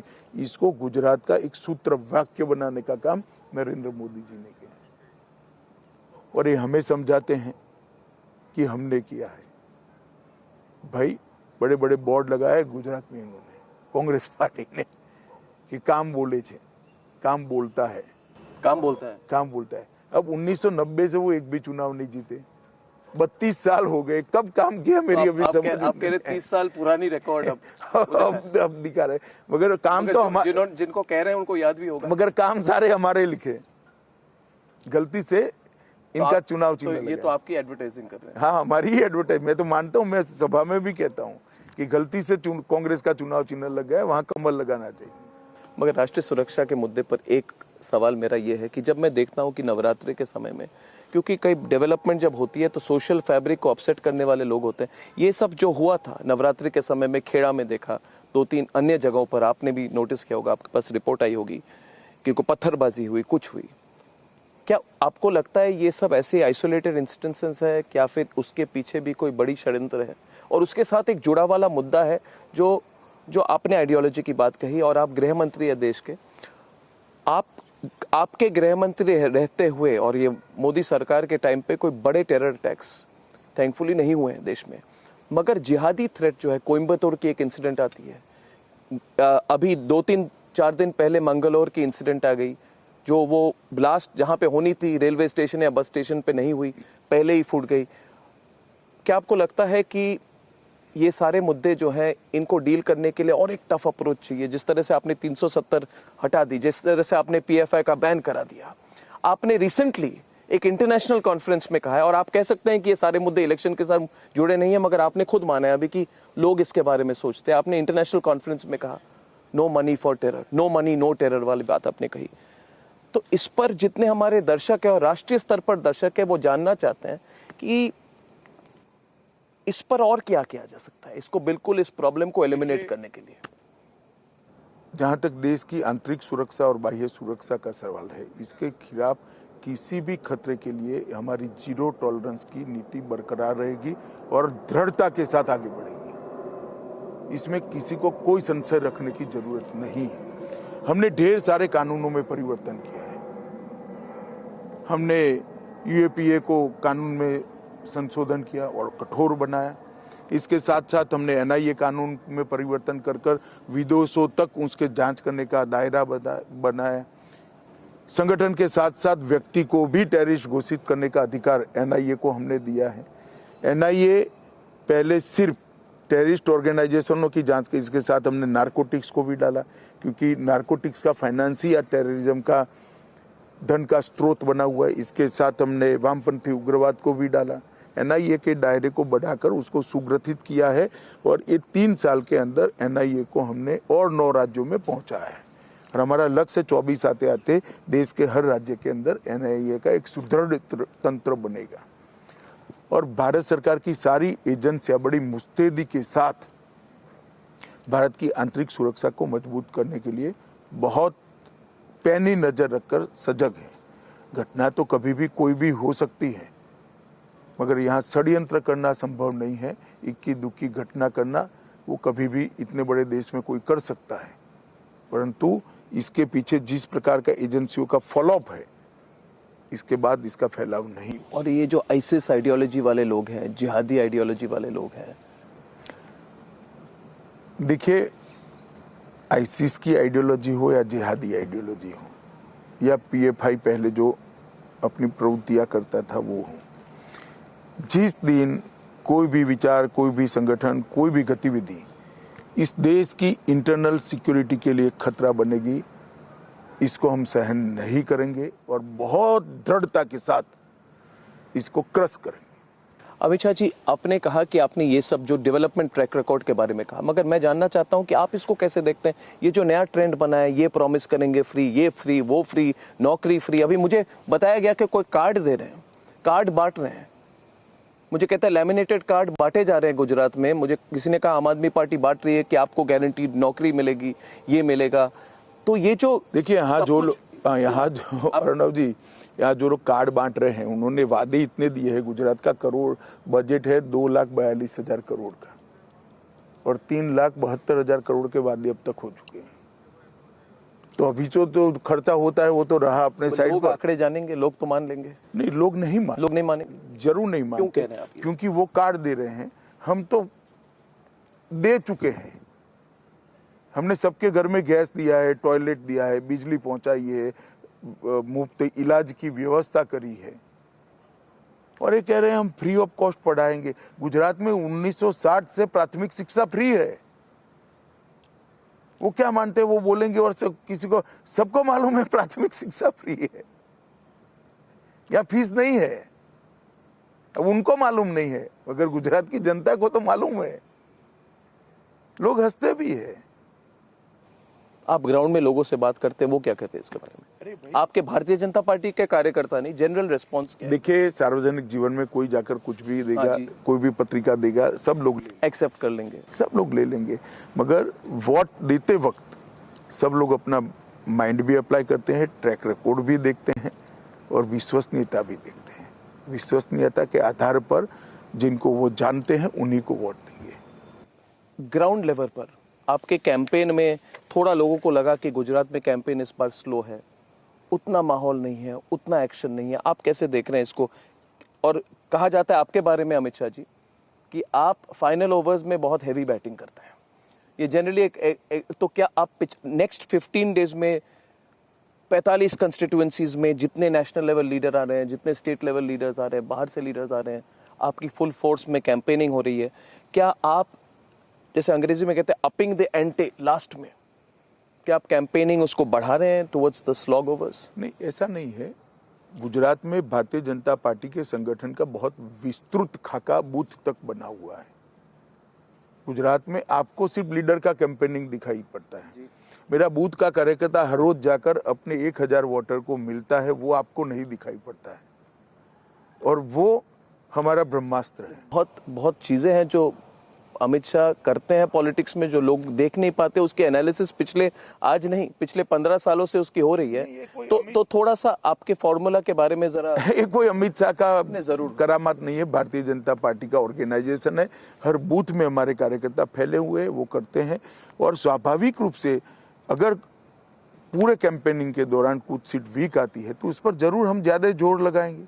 जैसे पिछले आप कैंपेनिंग कर रहे थे, ट्राइबल बेल्ट में आपने काफी कैंपेनिंग की है। पिछले के दिनों में आप डेडियापाड़ा में थे, आप ट्राइबल कम्युनिटी के साथ काम कर रहे थे। लगता है कि आप ओवर ड्राइव में हैं उन एरिया में। क्या मैं उसको ठीक से उसकी रुझान कर रहा हूँ कि गलत कर रहा हूँ? कि क्योंकि वहां पे कांग्रेस ने 15 सीटें मिली थी उनको 27 में से। ऐसा नहीं है। तो क्या आप ज्यादा फोकस उस एरिया? देखो भाई, कोइंसिडेंट है कि मेरी जितनी भी सभाएं हुई सब हारी हुई सीटों पर पार्टी ने लगाई। मैं कभी पार्टी जो मुझे लिस्ट देती है उसको ना नहीं बोलता हूँ। अब ट्राइबल सीटों पर भी भेजा तो मैं चला गया, इसमें क्या है? अमित शाह जी को कोई कहते हैं कि वो खुद डिसाइड करते हैं? नहीं, तो मैं नहीं करता। ये हमारी पार्टी मुझे लिस्ट देती है, उस लिस्ट के हिसाब से एक डिसिप्लिन सोल्जर की तरह मैं चला जाता हूँ। मगर कोइंसिडेंटली मेरी सभाएं हुई ज्यादातर हारी हुई सीटों पर हुई। लोग अभी भी एनालाइज कर रहे हैं कि आपकी स्ट्रेटेजी क्या है इस बार। लोगों ने ये कहा कि रीजन वाइड आप स्ट्रेटेजी मीटिंग्स कर रहे हैं, और दिवाली के एक दिन बाद आपने स्ट्रेटेजी मीटिंग की थी सौराष्ट्र जोन के लिए। उस पर भी बहुत एनालिसिस हुई कि आप कहाँ स्ट्रेटेजी मीटिंग्स कर रहे हैं, साउथ सेंट्रल, नॉर्थ गुजरात में, वालसाड, वडोदरा, पालनपुर में। तो जितना हो सके आप अगर इस पर थोड़े से विस्तृत तौर से बता सके। भारतीय जनता पार्टी की चुनाव लड़ने का तरीका है, मशीनरी हमारा एक तरीका है। चुनाव में विजय बहुत महत्वपूर्ण होता है। हम चाहते हैं कि हम प्रचंड बहुमत से जीते, और जनता को दो हाथ जोड़कर रिक्वेस्ट भी करते हैं कि हमें फिर से एक बार मौका दीजिए, हम गुजरात को और अच्छा बनाएंगे। और काफ़ी कुछ किया है और आगे करेंगे, हमारा हौसला भी है और हमारे पास इसकी योजना भी है। परंतु जहाँ तक कैंपेनिंग का सवाल है, कैंपेनिंग भारतीय जनता पार्टी सिर्फ चुनाव जीतने के लिए नहीं करती। हमारा प्रयास होता है कि हर मतदाता, चाहे वो भारतीय जनता पार्टी का समर्थक हो या न हो, इसके पास हमारा विचार पहुंचे, हमारी आइडियोलॉजी पहुंचे, हमारी सरकार की योजनाएं पहुंचे और हमारे किए हुए काम पहुंचे। और हर वो मतदाता जो भारतीय जनता पार्टी का समर्थक है, वो मतदान मथक तक को पहुंचे। अब अगर ये करना है तो बूथ स्तर पर काफी काम करना पड़ेगा, जो करने का हम सब मिलकर प्रयास करते हैं। कई मीडिया हाउसेज हैं जो पिछले 1.5-2 महीने से बहुत भारत जोड़ो यात्रा पर फोकस कर रहे हैं, बहुत फोकस कर रहे हैं। तो उसको आप कैसे देख रहे हैं? इसको ये जो नहीं, देखिए, परिश्रम तो कोई भी करे अच्छा ही होता है, सबने परिश्रम करना चाहिए। मगर इसका इम्पैक्ट क्या होगा, आपको क्या लग रहा है? फ्रैंकली अगर इस पर थोड़ा देखिए, राजनीति में इम्पैक्ट हमेशा सातत्यपूर्ण प्रयासों का होता है। राजनीति में जो सातत्यपूर्ण प्रयास होते हैं वो ही परिणाम ला सकते हैं। मैं एक ही कमेंट करना चाहता हूँ। ये आपको नहीं लग रहा है ऐसा है? मैंने ऐसा कुछ नहीं कहा, मैं इतना ही कहता हूँ कि सातत्यपूर्ण प्रयास ही परिणाम लाते हैं। एक सवाल थोड़ा व्यक्तिगत तौर से आपसे करना चाहता था। अमित शाह जी, गुजरात में ही नहीं पूरे देश में और कई सालों तक, 1 साल नहीं 10, 15, 20 सालों तक आप पर और नरेंद्र मोदी जी पर जिस तरह से लांछन लगाए गए, जिस तरह से आप पर अटैक हुआ, अब सब कुछ पता चला, अभी मीडिया भी रिपोर्ट कर रही है कि सब कुछ फैब्रिकेटेड था, फैब्रिकेटेड एविडेंस थे, मगर आपको डिफेंस विटनेस के तौर पर डिपोज करना पड़ा। अभी सब कुछ क्लियर हो गया और तीस्ता सेतलवाद पर जो सच्चाई है वो भी सामने आई, कोर्ट की निर्णय भी सामने आई, सबको पता है कि सच्चाई क्या है। सवाल मेरा आपसे ये है, मैं सिर्फ आपके रिस्पॉन्स में नहीं पूछ रहा, मैं ये पूछ रहा हूं कि अभी भी अगर आप देखें कि तीस्ता सेतलवाद जेल से जब निकली, अभी नया कैंपेन शुरू हो चुका है, और मैं उन पर सवाल नहीं कर रहा, मैं ओवरऑल सवाल कर रहा हूं। और ये कह रहे हैं कि सिटीजनशिप जाने वाली है 2023 में, जो एक तरह से एक नाइटमेरिश सिनेरियो जो शाहीन बाग के टाइम पर की गई थी कि भारत के इतने सारे जितने नागरिक हैं उनकी नागरिकता जाने वाली, कैंपेन फिर से शुरू हो रही है। हो सकता है कई लोग कहे इसका प्रभाव नहीं है, मीडिया ही कर रही है, छोटा मोटा है, इसको इग्नोर किया जाए, मगर क्या ऐसे चीज़ों को इग्नोर किया जा सकता है जो ये लॉबी जो करती है, जो कई चीज़ें करती है जो राष्ट्रीय हित के खिलाफ है, एक पॉलिटिकल हित के खिलाफ नहीं?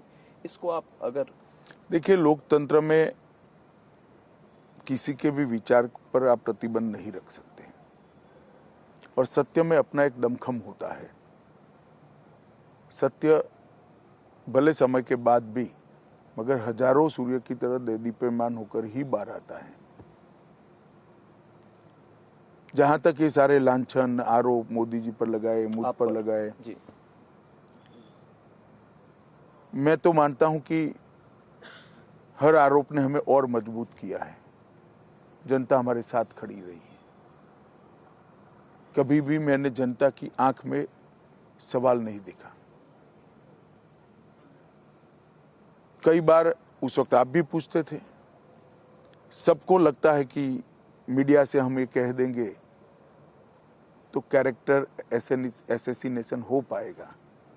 मगर जनता बहुत बारीकी से मीडिया को भी देखती है और जिन पर आरोप लगते हैं उनको भी देखती है। आरोप तभी चिपकते हैं जब आपका रिकॉर्ड ऐसा हो, और जो आरोप लगाते हैं उनकी ही छवि नीचे लगाने का काम होता है, अगर आरोप गलत है तो। और जहां तक नैरेटिव का सवाल है, नैरेटिव की बात, कोई कुछ भी नैरेटिव बनाए, भारत के हित की बात होगी तो मोदी सरकार इसमें अड़िग तरीके से आगे बढ़ेगी, इसमें हमें कोई दुविधा नहीं है। तो आप ये जो नैरेटिव बनाने की कोशिश करते हैं, ये क्या आपके लेजिस्लेशन पर कोई इम्पैक्ट करता है? लेजिस्लेशन देश के हित में क्या है वो सोच कर लाया जा सकता है, और देश के हित में क्या है वो सोच कर लाना चाहिए जी। लेजिस्लेशन कौन क्या आरोप लगाता है इसके आधार पर नहीं लाना चाहिए।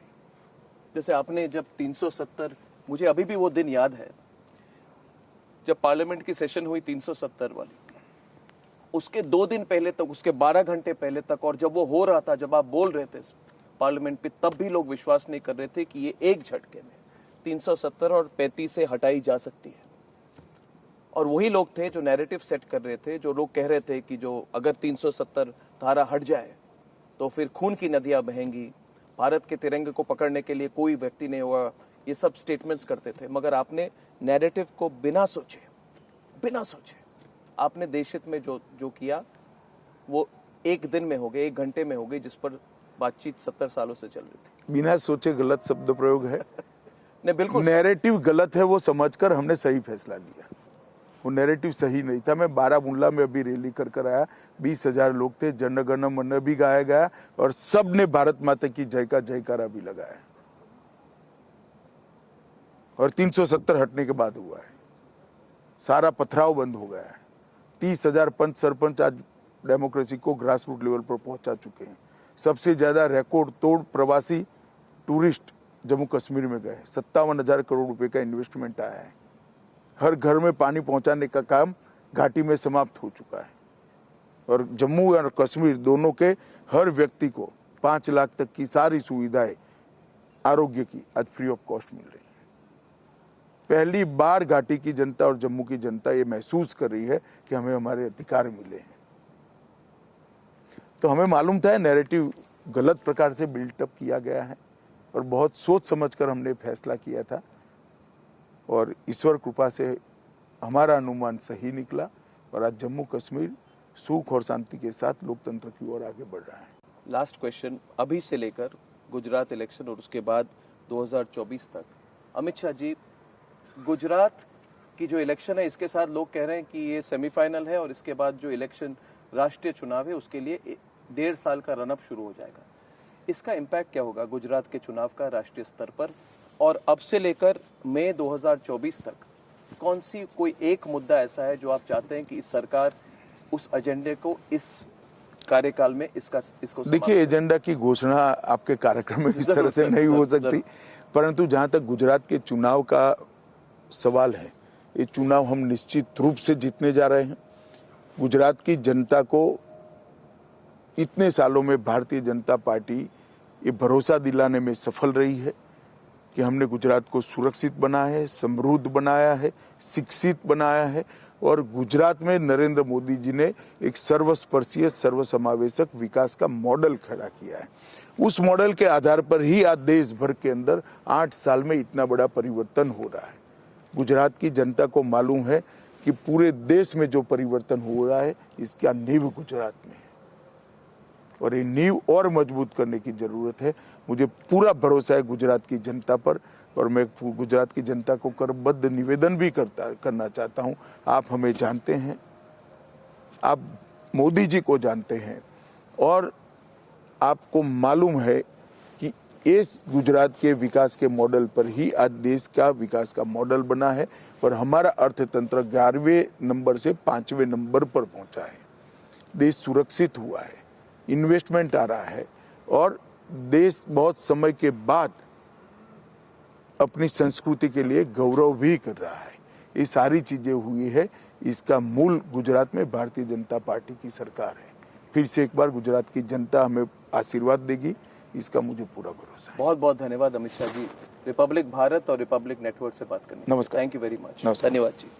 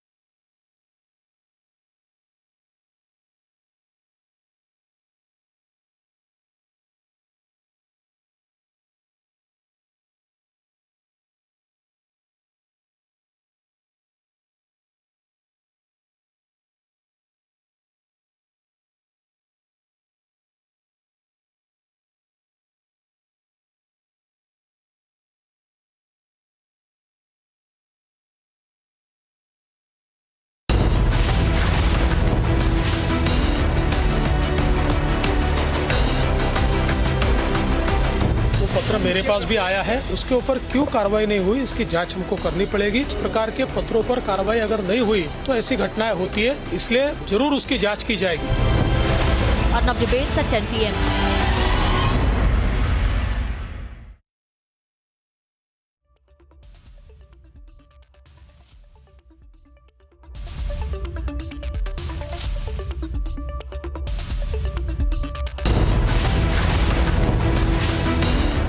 spa treatment, now sumptuous meals. आम आदमी पार्टी सत्ता का आनंद तो उठाती थी, भ्रष्टाचार करके जेल में जाकर भी आनंद कैसे उठाया जाता है, मजे कैसे लिए जाते हैं, मसाज कैसे कराई जाती है, उसका जीता जागता उदाहरण है। और भोजन की प्लेट शायद किसी को 5 स्टार में ऐसी न मिली जैसी उनको जेल में मिल रही है। Has Tihar cell turned into a resort for Jain? Arnab debates at 10:30 p.m.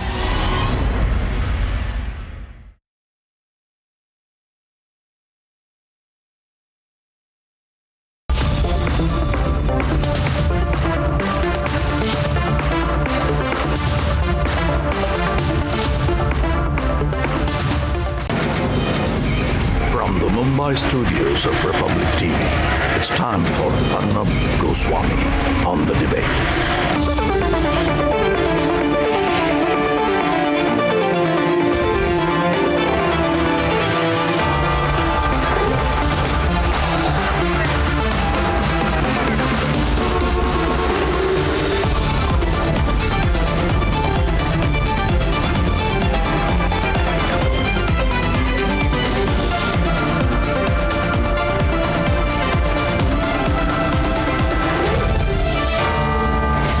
Arnab Goswami on the debate at 10, powered by Greenply.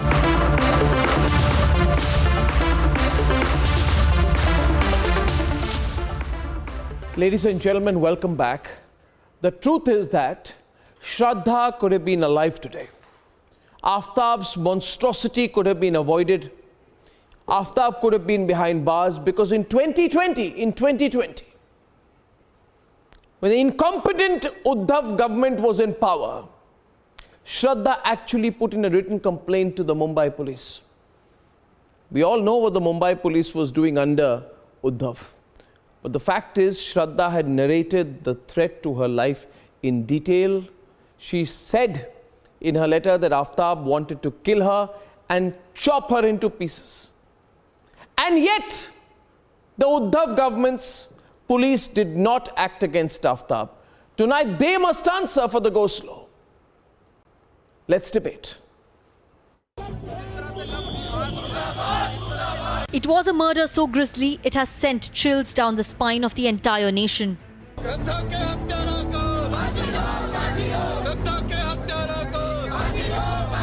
जिस तरीके से हमारी बहनों के साथ, एक नहीं, दो नहीं, तीन नहीं, अनेकों बहनों के साथ जिस तरह का व्यवहार हो रहा है, उनके शरीर के टुकड़े टुकड़े करे जा रहे हैं और अलग अलग जगह पर फेंके जा रहे हैं, ये हम सहन नहीं करेंगे।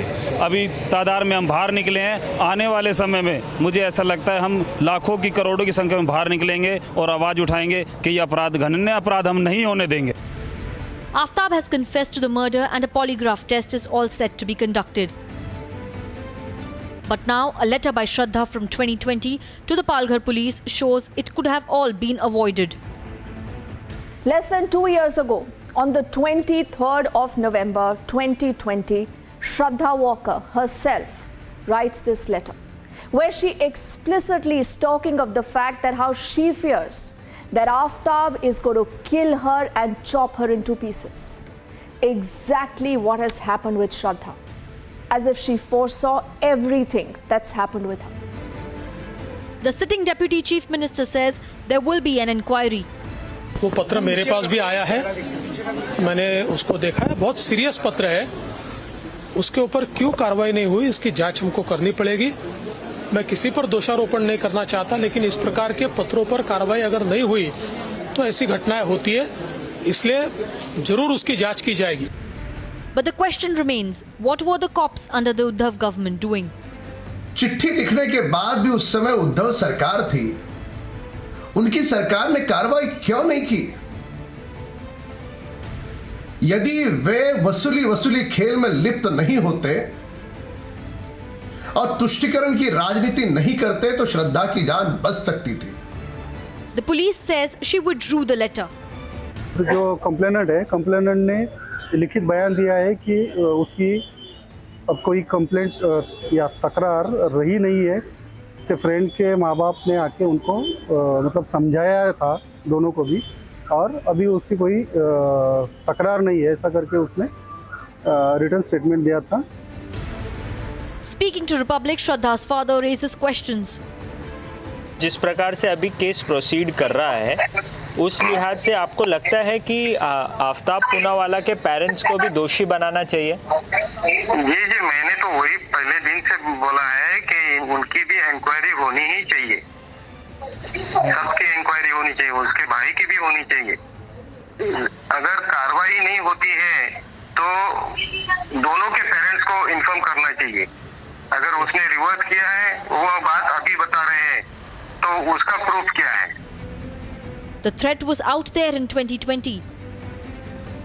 WhatsApp chats and visuals of the injuries establish it. If Aftab was arrested then, Shraddha would be alive today. Tonight, there is a big question on the go-slow of the cops under the Uddhav government. Let's debate.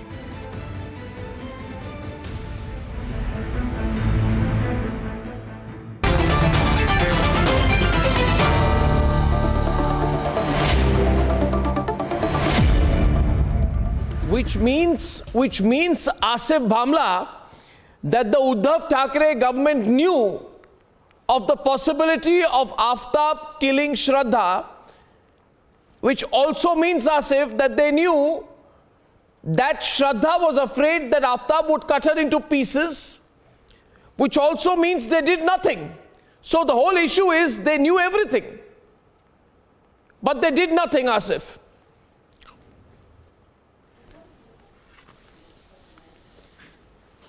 Asif can't hear me. I'd like Ishkaran to take that. I totally agree with your statement. Arnab, of course, the first thing when you hear a complaint, it's a question to me, please let me answer. Don't try to shut my voice like you shutted the voice of Shraddha. Arnab, let us be clear about one thing.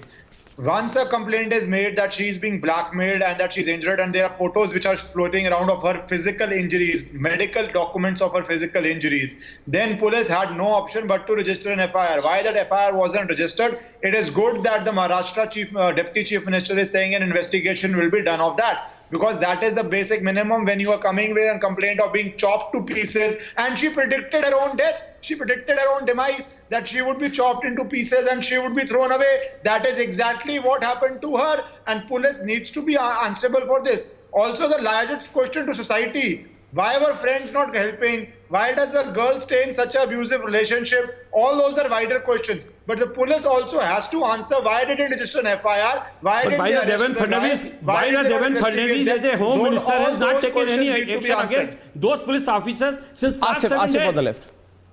He said that he will investigate it. Let us see what the police did, what was the SOPs are followed or not. That is all what that is can be done. Investigated? Why he has not suspended those officers? Asif on the left. It is Asif. not a question of investigation. It is a question. Why you are blaming? No, 1 minute. Why you not suspended those officers? You have no shame. You have no shame. You have no audacity. Since last you have no shame and audacity to blame Devendra Fadnavis ji. When the Mahavikas Aghadi was there in power and in the government, what were you guys doing? Were you guys involved in the Vasuli? What were you guys doing? आपको शर्म आनी चाहिए इस national debate में ये कहते हुए कि देवेंद्र फडणवीस क्या कर रहे थे। 2 साल पहले महाविकास अघाड़ी के आपके मंत्री जो आज जेल में सजा भुगत रहे, वो क्या वसूली में इन्वॉल्व थे? दिल्ली में आपको शर्म आनी चाहिए। एक आदमी 35 हिस्सों में एक बच्ची को काटता है और उसके बाद इतना के जाके फेंक के आ जाता है। क्या कर रही थी दिल्ली पुलिस? क्या कर रहे हैं अमित शाह साहब? किस बात की Why don't you blow the fader? Why don't you shade her? Why don't you lower the fader? I can't इसका जवाब police commissioner. No, 1 minute. First of all, Brijmohan Srivastava. Brijmohan Srivastava, 1 minute. Yes, Asif, 1 minute. Let me bring some sense of calm here. 1 minute, please. I said 1 minute. I am saying 1 minute between both of you. Who is accusing Devendra Fadnavis ji for what? Yeah, 1 minute. Just a minute, a second. A minute, Asif, come on. बदतमीजी की हद होती है। आप सरकार में थे, अर्नब जी, ये प्रश्न है कि नहीं? दिल्ली में अपराधियों का साहस इतना क्यों है? वहां तो आदरणीय अमित शाह साहब गृह मंत्री हैं, वहां तो अमित शाह साहब गृह मंत्री हैं। एक आदमी की हिम्मत देखिए, वो ये मान के चलता है कि दिल्ली पुलिस नाकाम ये जानती है। एक मिनट, एक जो वहां के जो 1 मिनट, वहां का जो होम मिनिस्टर है, आसिफ, उनके पास आसिफ, शासन पे कोई आपको शर्म आनी चाहिए। तभी तो आपको शर्म, आपसे ज्यादा बेशर्म चाहिए। आपके आदरणीय गृहमंत्री को आना चाहिए, जिनके कारण मेरी बिटिया श्रद्धा 35 हिस्से कर दिए उस अपराधी ने। हाँ, मुझे बताइए, आपसे कह रहा हूं, अमित शाह साहब एक लड़की का मर्डर हो गया वहां दिल्ली में, एक मिसोजिनिस्ट एक्ट हो गया, और आप आज बैठकर देवेंद्र फडणवीस जी को दोष दे रहे हैं। अरे एक मिनट, 1 मिनट, आसिफ बामला, अभी मैं सवाल पूछूंगा। I want to ask, I'd like to have Brijmohan Srivastava on the right. I also want right now. Now you calm down for a minute, Asif. Calm down for a minute, Asif. I want Brijmohan and Kishore Tiwari both on the right. Let me tell you why would Asif now? Come on, Asif, 1 minute. Asif, 1 minute. 1 minute. Okay, 1 minute, Asif. Aftab को inquiry के लिए क्यों नहीं बुलाया? 1 minute. जब FIR क्यों नहीं बताई गई? दो सवाल जवाब दीजिए मुझे। आफ्ताब को इंक्वायरी के लिए क्यों नहीं बुलाया गया जब कंप्लेंट लिखित थी, और उन पर एफआईआर क्यों नहीं दर्ज की गई? ये दो सवाल का जवाब मुझे कोई भी दे दे, फिर आप जिस पर चाहिए आप ब्लेम डालिए। ये दो सादे से सवाल है। 5 महीने से आदरणीय एकनाथ शिंदे और आदरणीय देवेंद्र फडणवीस की सरकार है, उनको इस डेटा के बारे में मालूम था, उन्होंने क्यों नहीं इस पे जांच शुरू करवाई? क्यों नहीं उन्होंने गृह मंत्रालय को इन्फॉर्म किया? Brijmohan, you'll have to be quiet, otherwise I'll lower your fader now. I'll lower your fader if you don't become quieter now. Asif, let me anchor the program, please. Asif, you got to let me anchor the program, man. Politically one-upmanship, that's all I'm saying. But listen, bro, you got to let me anchor the program. Just relax. No, for a minute. 1 second. Okay, 1 minute. Point is this. Listen. Or no. 1 minute, Kishore Tiwari, you're not the anchor of the program. You relax. I see, I'm so nice, very respectful to you because you're older to all of us, but you got to just calm down. Let me anchor the program. What's going on? Fact is, we must remember, Shefali, we must remember that Uddhav Thackeray was a very busy man. And the Home Minister... Doing what? The Home Minister of Maharashtra was a very busy man. CBI report, tell me. Anil Deshmukh was very busy doing Vasuli. The Home Minister was busy doing Vasuli. Why would he have time for a letter by a 26, 24-year-old girl? Who says, I'm going to be killed and chopped into pieces? Who says in the letter? Kishore Tiwari. She says in the letter, I'm going to be killed and chopped into pieces. She says, did she or did she not say? I have the letter with me. She said, I, Miss Shraddha Vikas Walkar, age 25, volume down, would like to report that Aftab Amin Poonawala, age 26, phone number so-and-so, who lives in this address in the Vijay Vihar complex, has been abusing me and beating me up. He tried to kill me today. He blackmails me. He tells me that he's going to kill me, and then after killing me, he's going to cut me. He's going to cut me into many pieces, and he will throw them away, which is exactly what he did. That's exactly what he did. Reply or no? What reply can you possibly give? What reply can you possibly give? Why Maharashtra government today is not taking the action against the police officer? Today we will. When you got the letter, what did you do? When you got the letter, what did you do?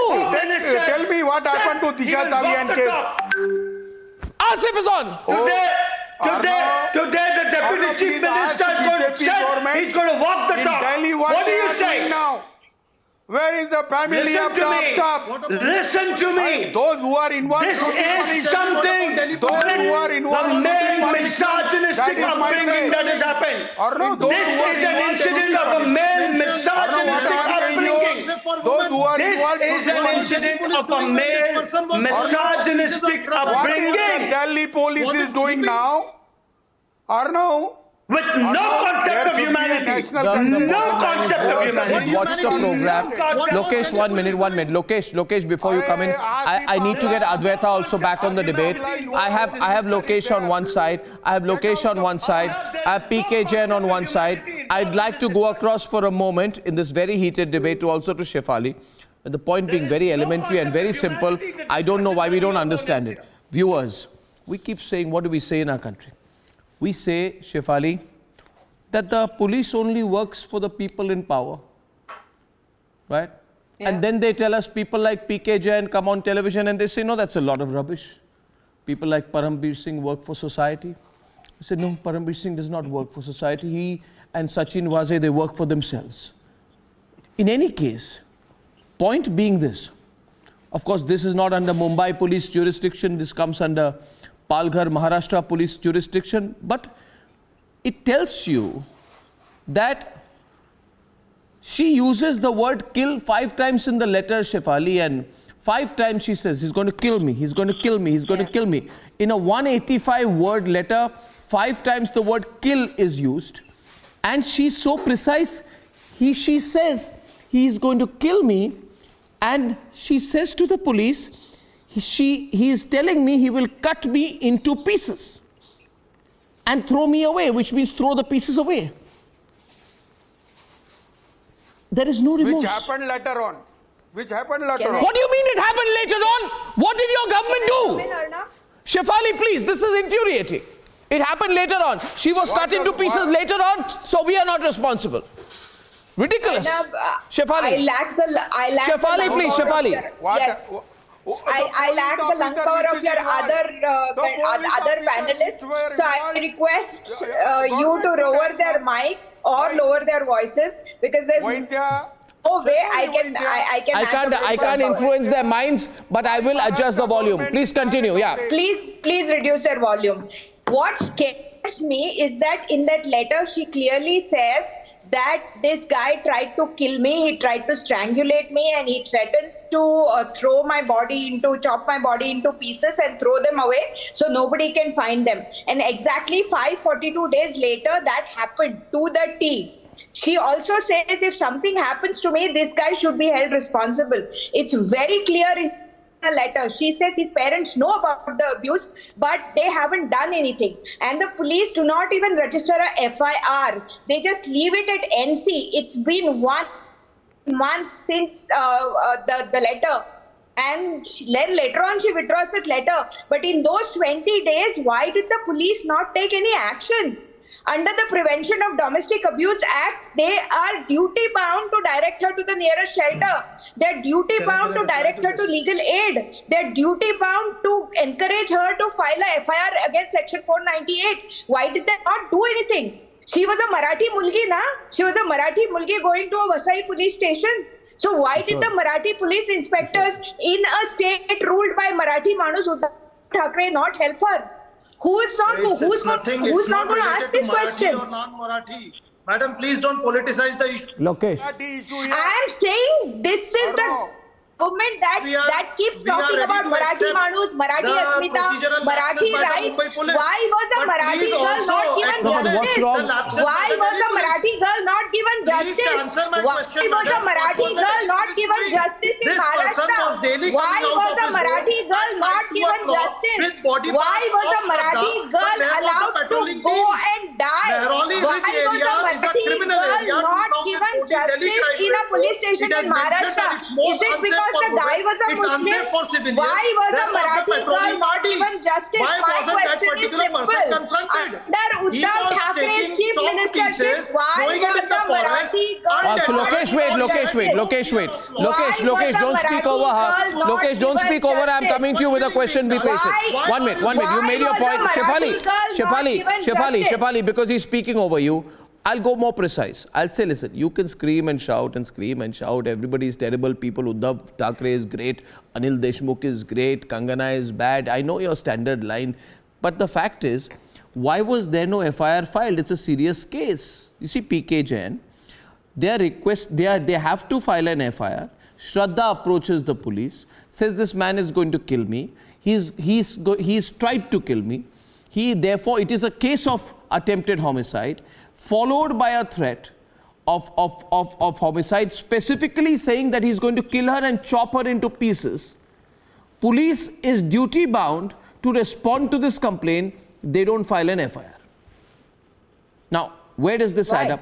Why? For what reason? PK Jain? There is no other reason other than the dereliction of the officer concerned at that point of time. He should have immediately taken cognizance, tender for medical examination, register an FIR, and take due legal action. Oh, we got a bad audio line. No, but it's not only technical. 1 minute, before I fix your audio line. The fact is, it can't just be the responsibility of the officer. What Shefali is trying to indicate, Asif, coming to you, what Shefali is trying to indicate, Advaita, is something else.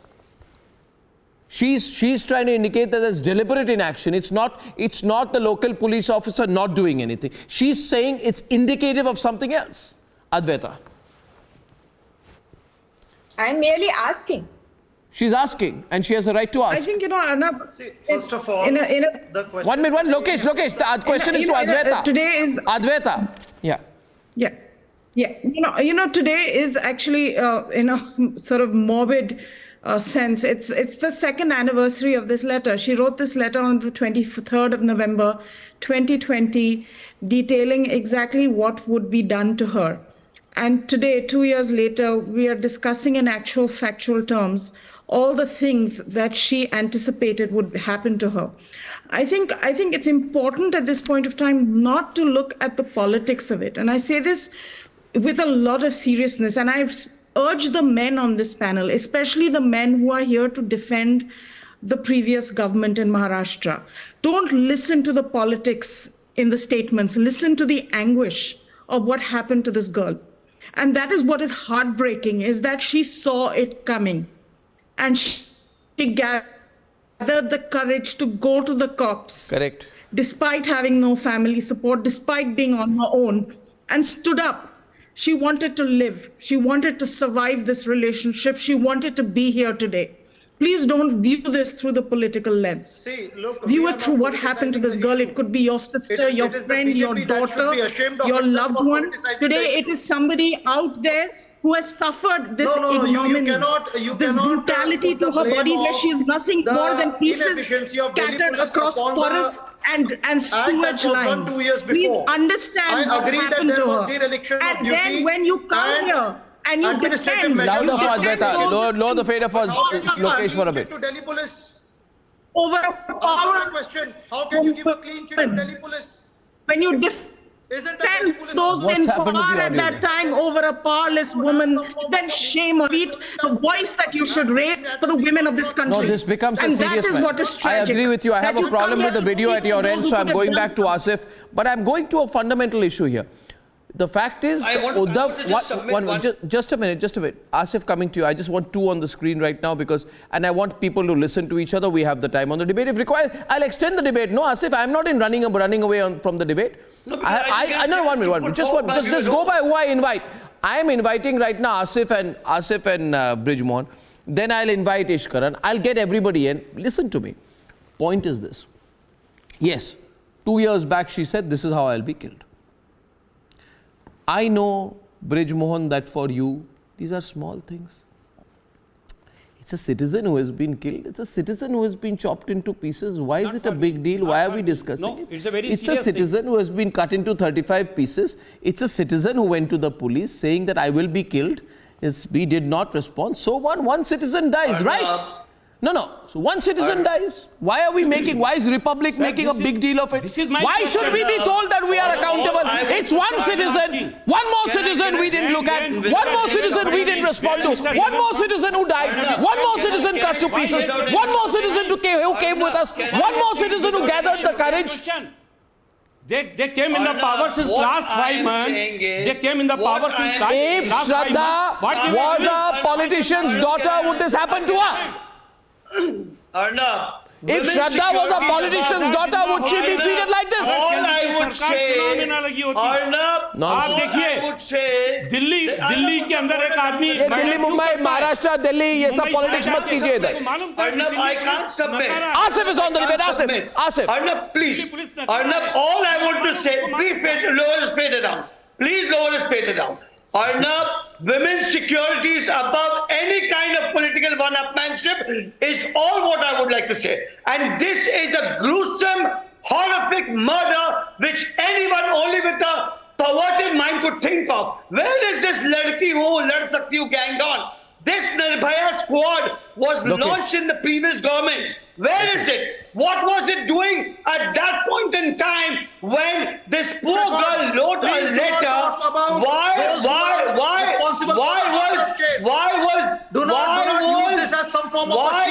that on the basis of the letter? Why was on the basis of the letter Aftab not called? To gain some ends. Why was Aftab not called to the police station on the basis of letter? Lokesh, a question for you. Lokesh, a question for you. Asif, 1 minute. Asif, 1 minute. Getting Ishkaran on the left and Lokesh, a question for you. I can't hear through this. I can't. Asif, 1 minute. Lokesh, a question for you. Listen. Shraddha wrote to the police, and don't tell me about how the police was functioning under the Maharashtra government. I have enough experience, not only when you put me in jail, but also when I went with a police complaint, when there was an acid attack on me. I went with a police complaint. They were not willing to even take the complaint, leave alone file an FIR. They let the people out who carried out an acid attack on me. They let them out free with some 5,000 rupees fine. That is the reality of how police was functioning. When a citizen goes to a police station under the MVA government, that's how the person was treated. But Shraddha's was a serious case. Ishkaran, Shraddha wrote that Aftab is beating me, trying to kill me, and will eventually kill me, and will eventually cut me to pieces. She says for 6 months I didn't have the courage. And then she said, I gathered the courage and I'm coming to you, help me. And they did nothing, Ishkaran. They did absolutely nothing. When you are talking about this complaint, 1 second, let me just make a point. And ladki hu, lad sakti hu, and all Priyanka Vadra should ask. Priyanka Vadra should ask. Allow me to answer. Priyanka Vadra should speak up about this today. When you talk about Paramveer Singh, let me tell you. No, anyway, let me ask you to talk about Paramveer Singh later. You give him a Bharat Ratna. I'm not interested. Now listen to Ishkaran, please. I know he's your favorite cop. I'm talking to Ishkaran. Thank you. It's a question. I'm talking to Ishkaran right now. Don't try to run the clock out. Ishkaran now. Arnab, 2 things.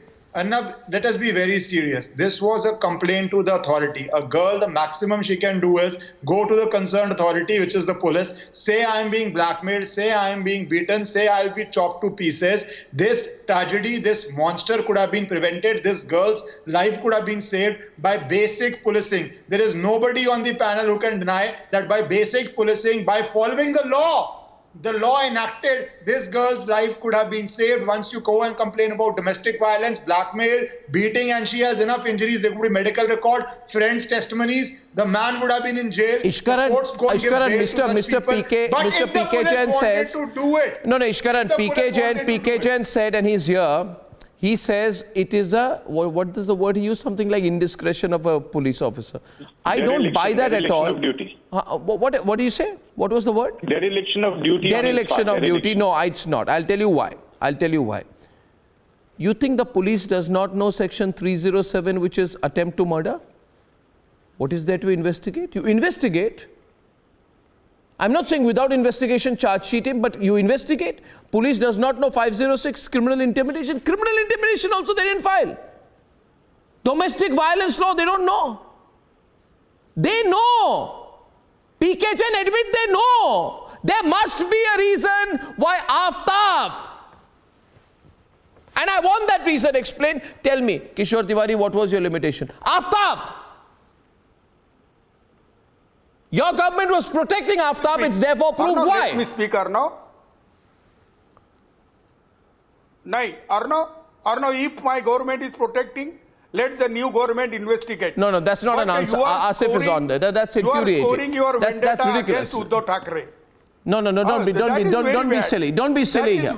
Don't be silly. It's a serious matter. It's a serious matter. It's a serious matter. Take some responsibility for what you did. Because this is done by a man with a misogynistic upbringing. The inquiry. With a man who is done with a misogynistic upbringing. It's a horrific murder by someone who has no concept of humanity. And it is unfortunate and it is shameful that Aftab was not rounded up even once, even after the letter was submitted. I want to tell you, once a letter is given by a girl or a woman, aapka Nirbhaya squad kya hai? She cannot withdraw. She cannot withdraw as per the law. How did the police not even forget filing an FIR? They didn't file an NC. They didn't even call him him for the query. I'm shocked. And when the girl was missing, there was No. What about there's another angle here? No, there's another angle here. No. There's another important point. Asif, in this letter, which is now with us, and I'll read you what she says. What she says. She says, allow me a moment. She says importantly, she says, gentlemen, calm down. She says here, Advaita, she says the following, Advaita. She said, will you both stop? Let me read the letter. People want me to read what she wrote. And she says, Advaita on the screen, along with Advaita and Mr. Advaita is on the screen, and she says, why is it that all crimes against women occur in Delhi? We will come back. She says,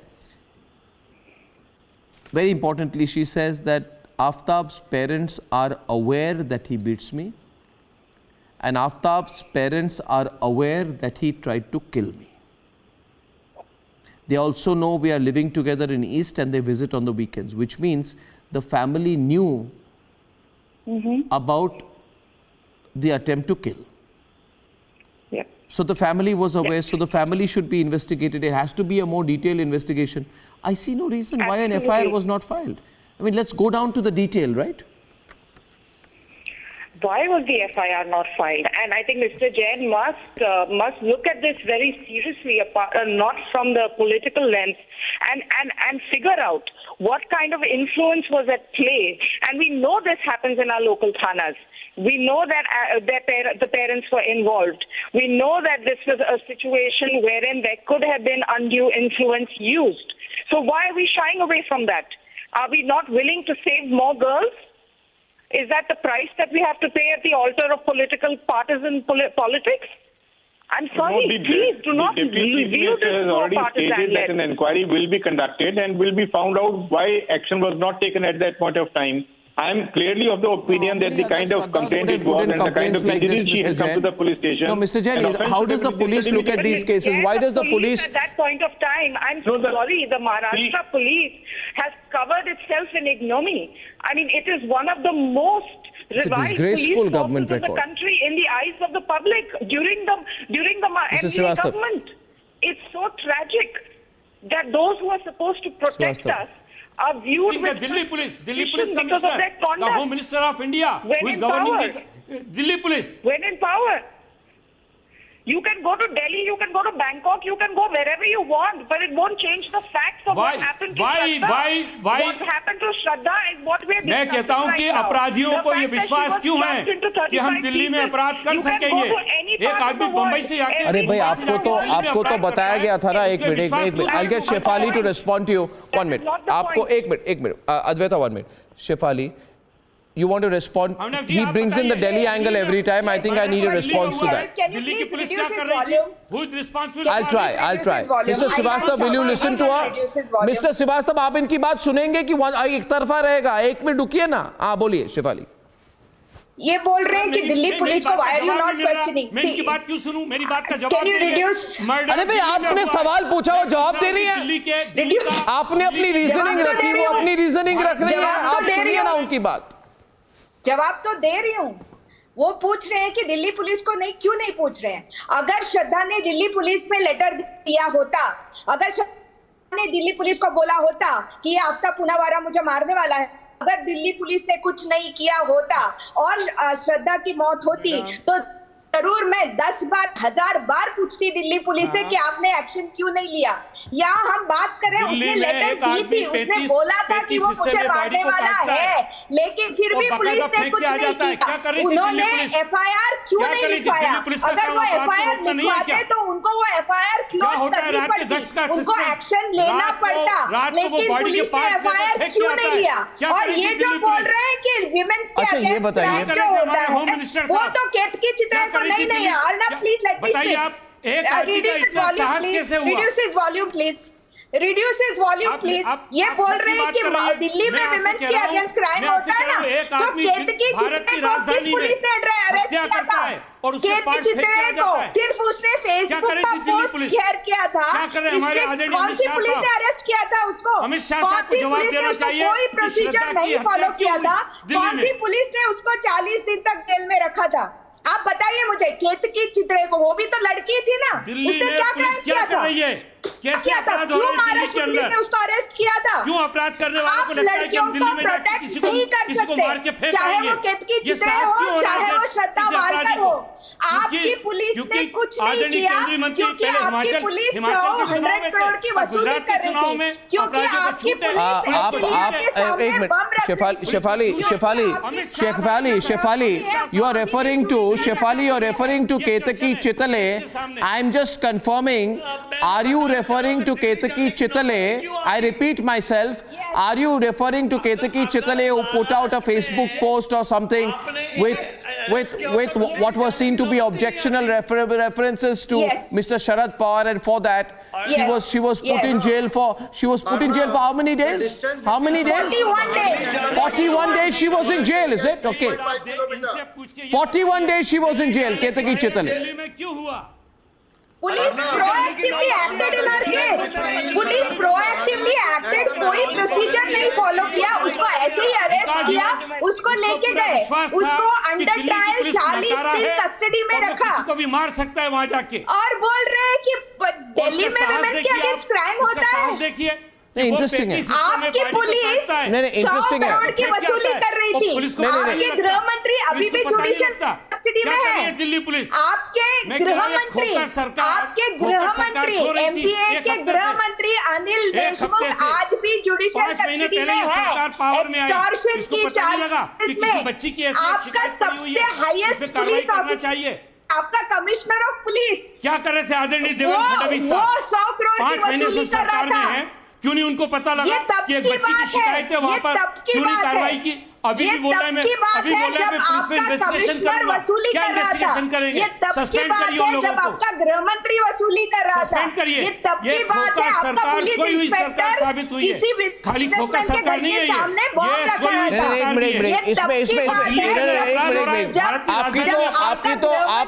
आप सुनिए one point Shefali, interesting point, just a factual correction to what you said. The commissioner said that the home minister was doing wasuli, and that's on record. So they all fell out with each other. And that itself should be investigated. And it is not proved till today. Now, it is not proved shameful till today.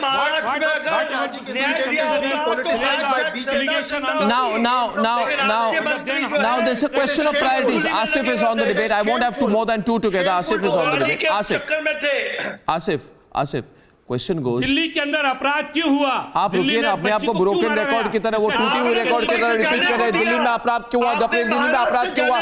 अरे श्रद्धा के case पर जब श्रद्धा ने ये complaint दी कि मुझे मारा जाएगा, मुझे काटा जाएगा, तब आपने क्या की?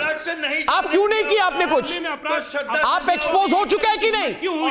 श्रीवास्तव जी, आप एक्सपोज हो चुके हैं कि नहीं? आपकी सरकार एक बार फिर विफल एक्सपोज हो चुकी है कि नहीं? आपके गृह मंत्री क्या कर रहे थे जो वसूली गेट पे पकड़े गए? आपके गृह मंत्री क्या कर रहे थे? आपके गृह मंत्री क्या कर रहे थे? मैं आपसे ये तो पूछ रहा हूं, देश के गृह मंत्री क्या कर रहे थे? अरे आपकी प्रायोरिटी क्या थी उस समय? जनता के लिए आपकी कोई चिंता नहीं थी। आप दिन रात उठ के सोचते थे रिपब्लिक को कैसे बंद कराएं। यही सोचते थे ना? क्या कर रहे थे? आज भी केंद्रीय मंत्री जी क्यों नहीं आए सामने? देश को बताएं।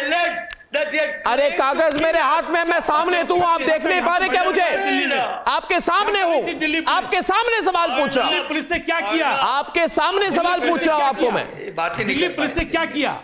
Arnab, Aftab had openly said this is an attempt. Kishore that he had claimed to kill her, to chop her to pieces. He blackmailed her, and 28 delays were enough for Aftab to, you see, to destroy the crucial proof. And what was the administration doing? This is done with a gruesome, horrific murder. with a mind with a male misogynistic upbringing, and still they are shamelessly saying, आपका ये निर्भया जो आपने launch किया उस समय क्या कर रहा था? आपका निर्भया जो आपने स्क्वाड लॉन्च किया, उन्होंने क्या किया? आपने निर्भया स्क्वाड क्या किया उस समय मुझे बताइए?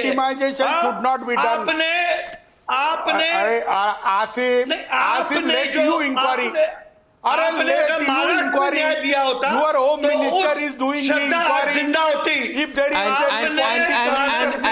and I believe we should find out soon what happens in the polygraph test of Aftab, and a lot more will come up. Frankly, ladies and gentlemen, the people in the MVA government should be questioned on this. There has to be some other reason, not just dereliction of duty. That's too shallow a response. And viewers, finally, this man is locked up in Tihar jail because Arvind Kejriwal won't admit it. But Mr. Kejriwal, listen to me loud and clear. Your right-hand man, Satyendra Jain, is facing hawala and money laundering charges. Now, I saw a video over the weekend where he's getting this fantastic massage. And now he's living in this uber comfort. He's getting a 5-star meal. All of this is happening inside the jail. I don't know what Mr. Kejriwal's response is to all of this, if he has any. Let's see what has come out now. Let's have a look. This is one of the largest prison complexes in the world. But if you mistake it for a resort, you wouldn't be to blame.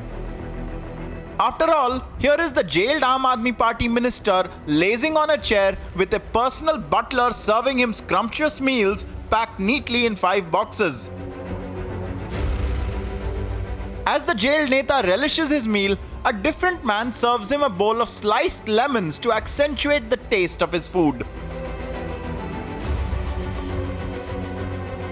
Another day in the jail cell, the man accused of money laundering sits back and relaxes.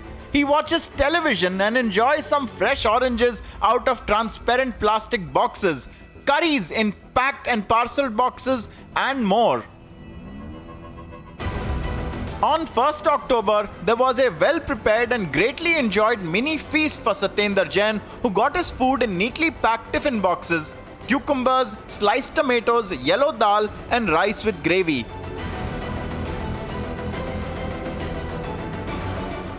The BJP is hitting out at Arvind Kejriwal. एक मंत्री जो jail काट रहा है, सजा में है, कई केसेस में उसकी इन्वेस्टिगेशन चल रही है, तो पहले तो उसको मंत्री से ही नहीं हटाया गया, उसको मंत्री बना के रखा गया.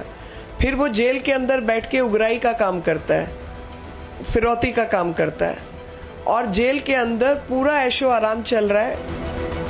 5 days ago, when tape surfaced of Satyendra Jain getting a personalized spa experience with a relaxing leg massage, soothing head massages, and a masseur on call for him, the AAP tried to brush it off as physiotherapy. Doctor ने लिख के दिया है कि उनको regular physiotherapy की ज़रूरत है. लगातार मेडिकल रिपोर्ट्स में डॉक्टर्स ने लिख के दिया है कि उनको रेगुलर फिजियोथेरेपी की ज़रूरत है. Honorable Chief Minister of Delhi also saying the same thing, that it is physiotherapy, and of course Mr. Manish Sisodia also said the same thing. From the side of IAP, I strongly condemn this particular act, and I want the CM and Deputy CM both should at least say this, that they have done a mistake. This time around, they have no excuses left. वो रोज नई कहानी का video लाएंगे क्योंकि उन्होंने कोई काम तो किया नहीं. कोई झूठे सच्चे वीडियो लाते रहेंगे. केजरीवाल जी का वीडियो, ये देखो इनका वीडियो, ये देखो उनका वीडियो. बोलते हैं 250 स्टिंग जारी किए, 1000 गालियां केजरीवाल को दी. भारतीय जनता पार्टी घबराई हुई है, बौखलाई हुई है. The questions are piling up. ये अरविंद केजरीवाल का मॉडल है कि जेल में भी 5 स्टार सुविधाएं मिलती हैं. भ्रष्टाचार करो और अरविंद केजरीवाल उन सबको ईमानदारी का सर्टिफिकेट देते हैं जो 6-6 महीने से जेल में है. असल में वो जेल कहाँ है? जेल में तो कभी नहीं आपने सुना होगा कि किसी को मालिश मिल रही हो कैदी को, और वो भी उससे जो नाबालिग बच्चों का बलात्कारी है वो मालिश दे रहा हो. कभी सुना है आपने? कभी सुना है किसी को 5 सितारा होटल का खाना मिल रहा हो? Kejriwal cannot duck accountability anymore. Let's debate.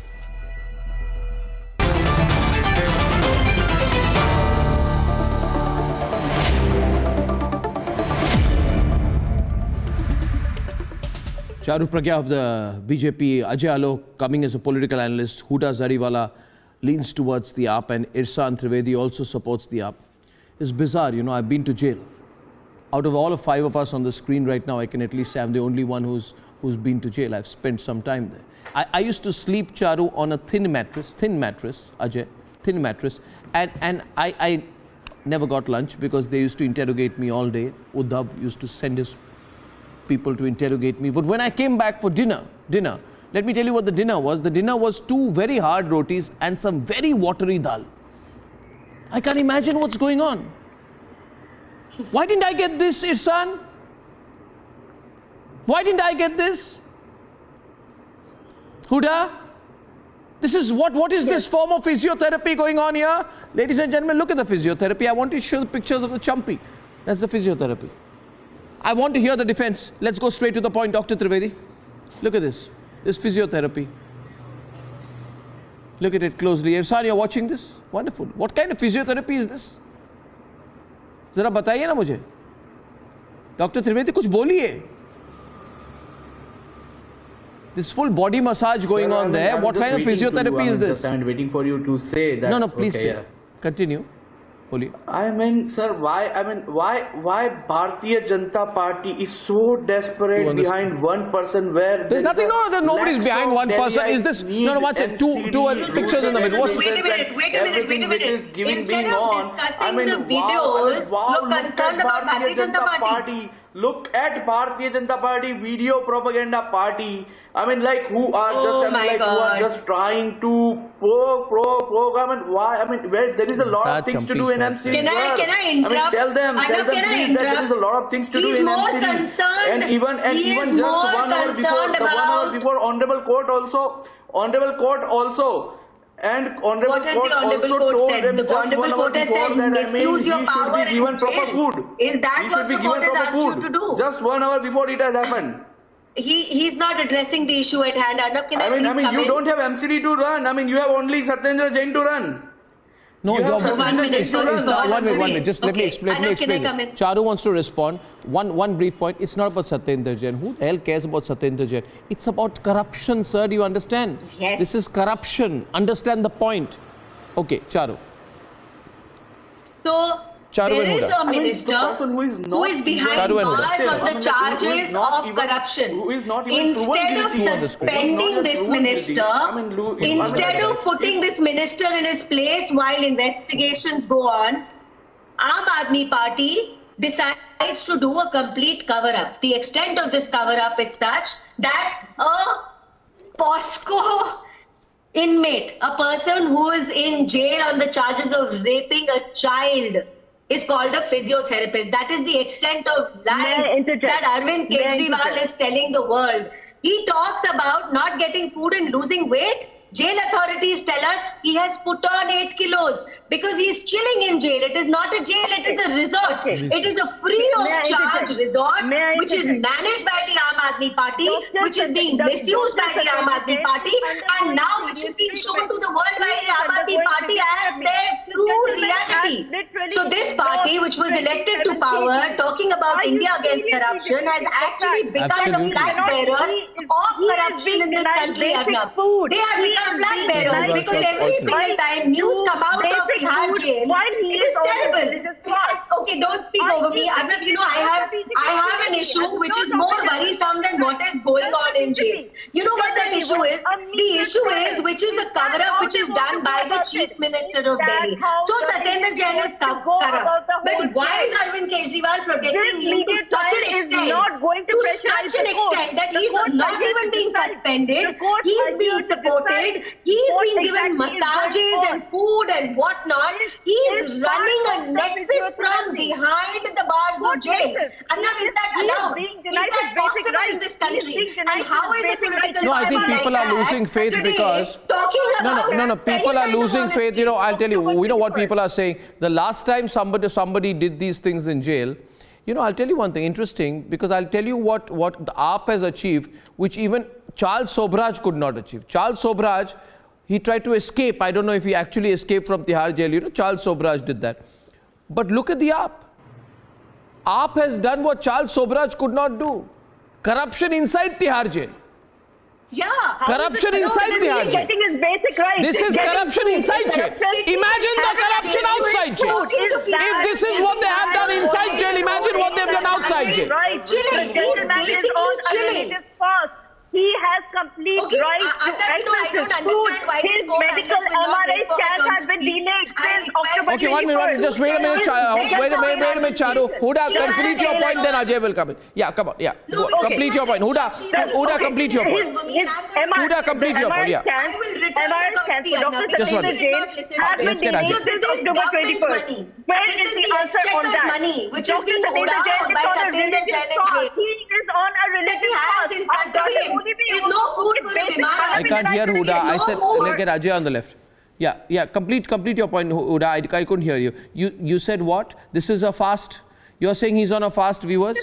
Absolutely. आप गाजर मूली से हमको deny करेंगे. Basic food you're going to deny the gentleman. Gajar मूली. His MRI scans have been due since October 21st. What about those scans? The Tihar Jail administration should provide food to Dr. Satendra Jain if he is on a related fast. And according to the rules 339 and 341 read with 1124 of the Delhi Prisons Rules 2018, he is entitled to basic food that he should be consuming on the time of his religious fast. And at the same time, his health is deteriorating. Just so that he survives. His health is deteriorating. His health is deteriorating despite that. I think his health will deteriorate because he's going to get his arteries clogged with cholesterol. The amount of rich food he's eating inside jail. Do you call this luxury? Do you call this luxury? The man is. Oh yeah, I call it luxury, man. I've been in jail. It's luxury. It's uber luxury. It's crazy.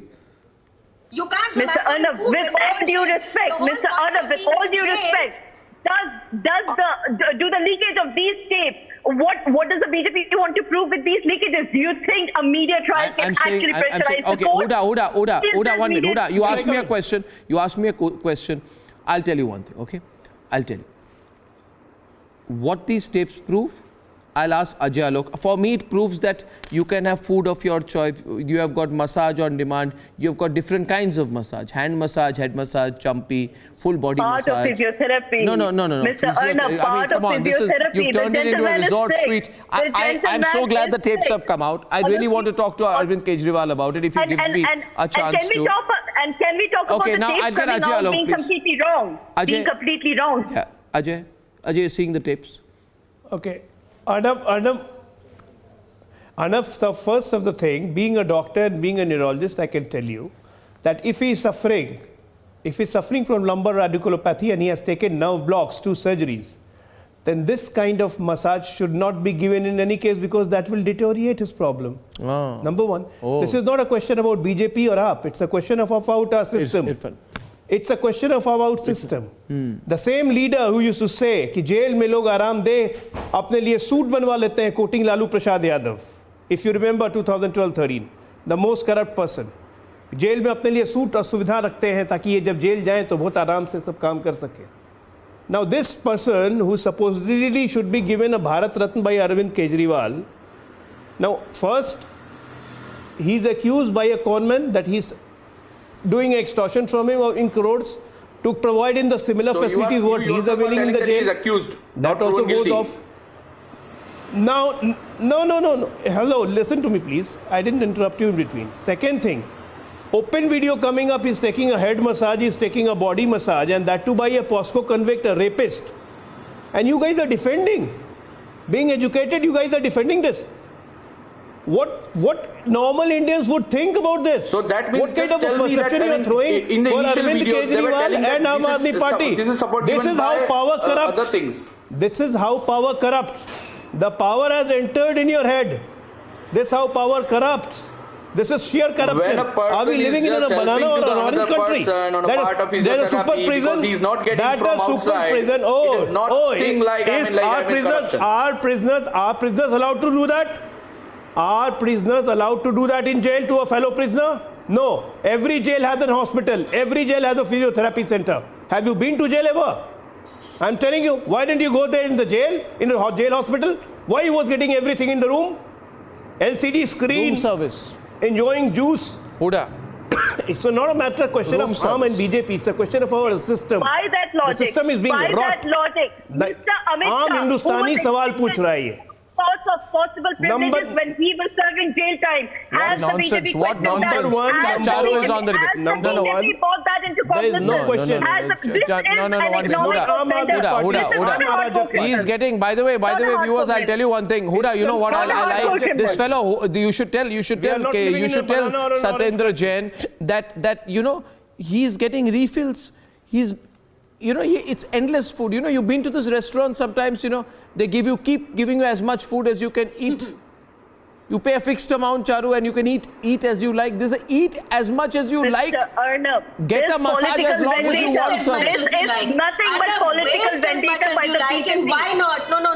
This is political vendetta. But BJP does not have issues to fight on. Charu, last 30 seconds, viewers. Calling in somebody to give you a massage, like he's sitting there and getting a chumpy done while he reads a book.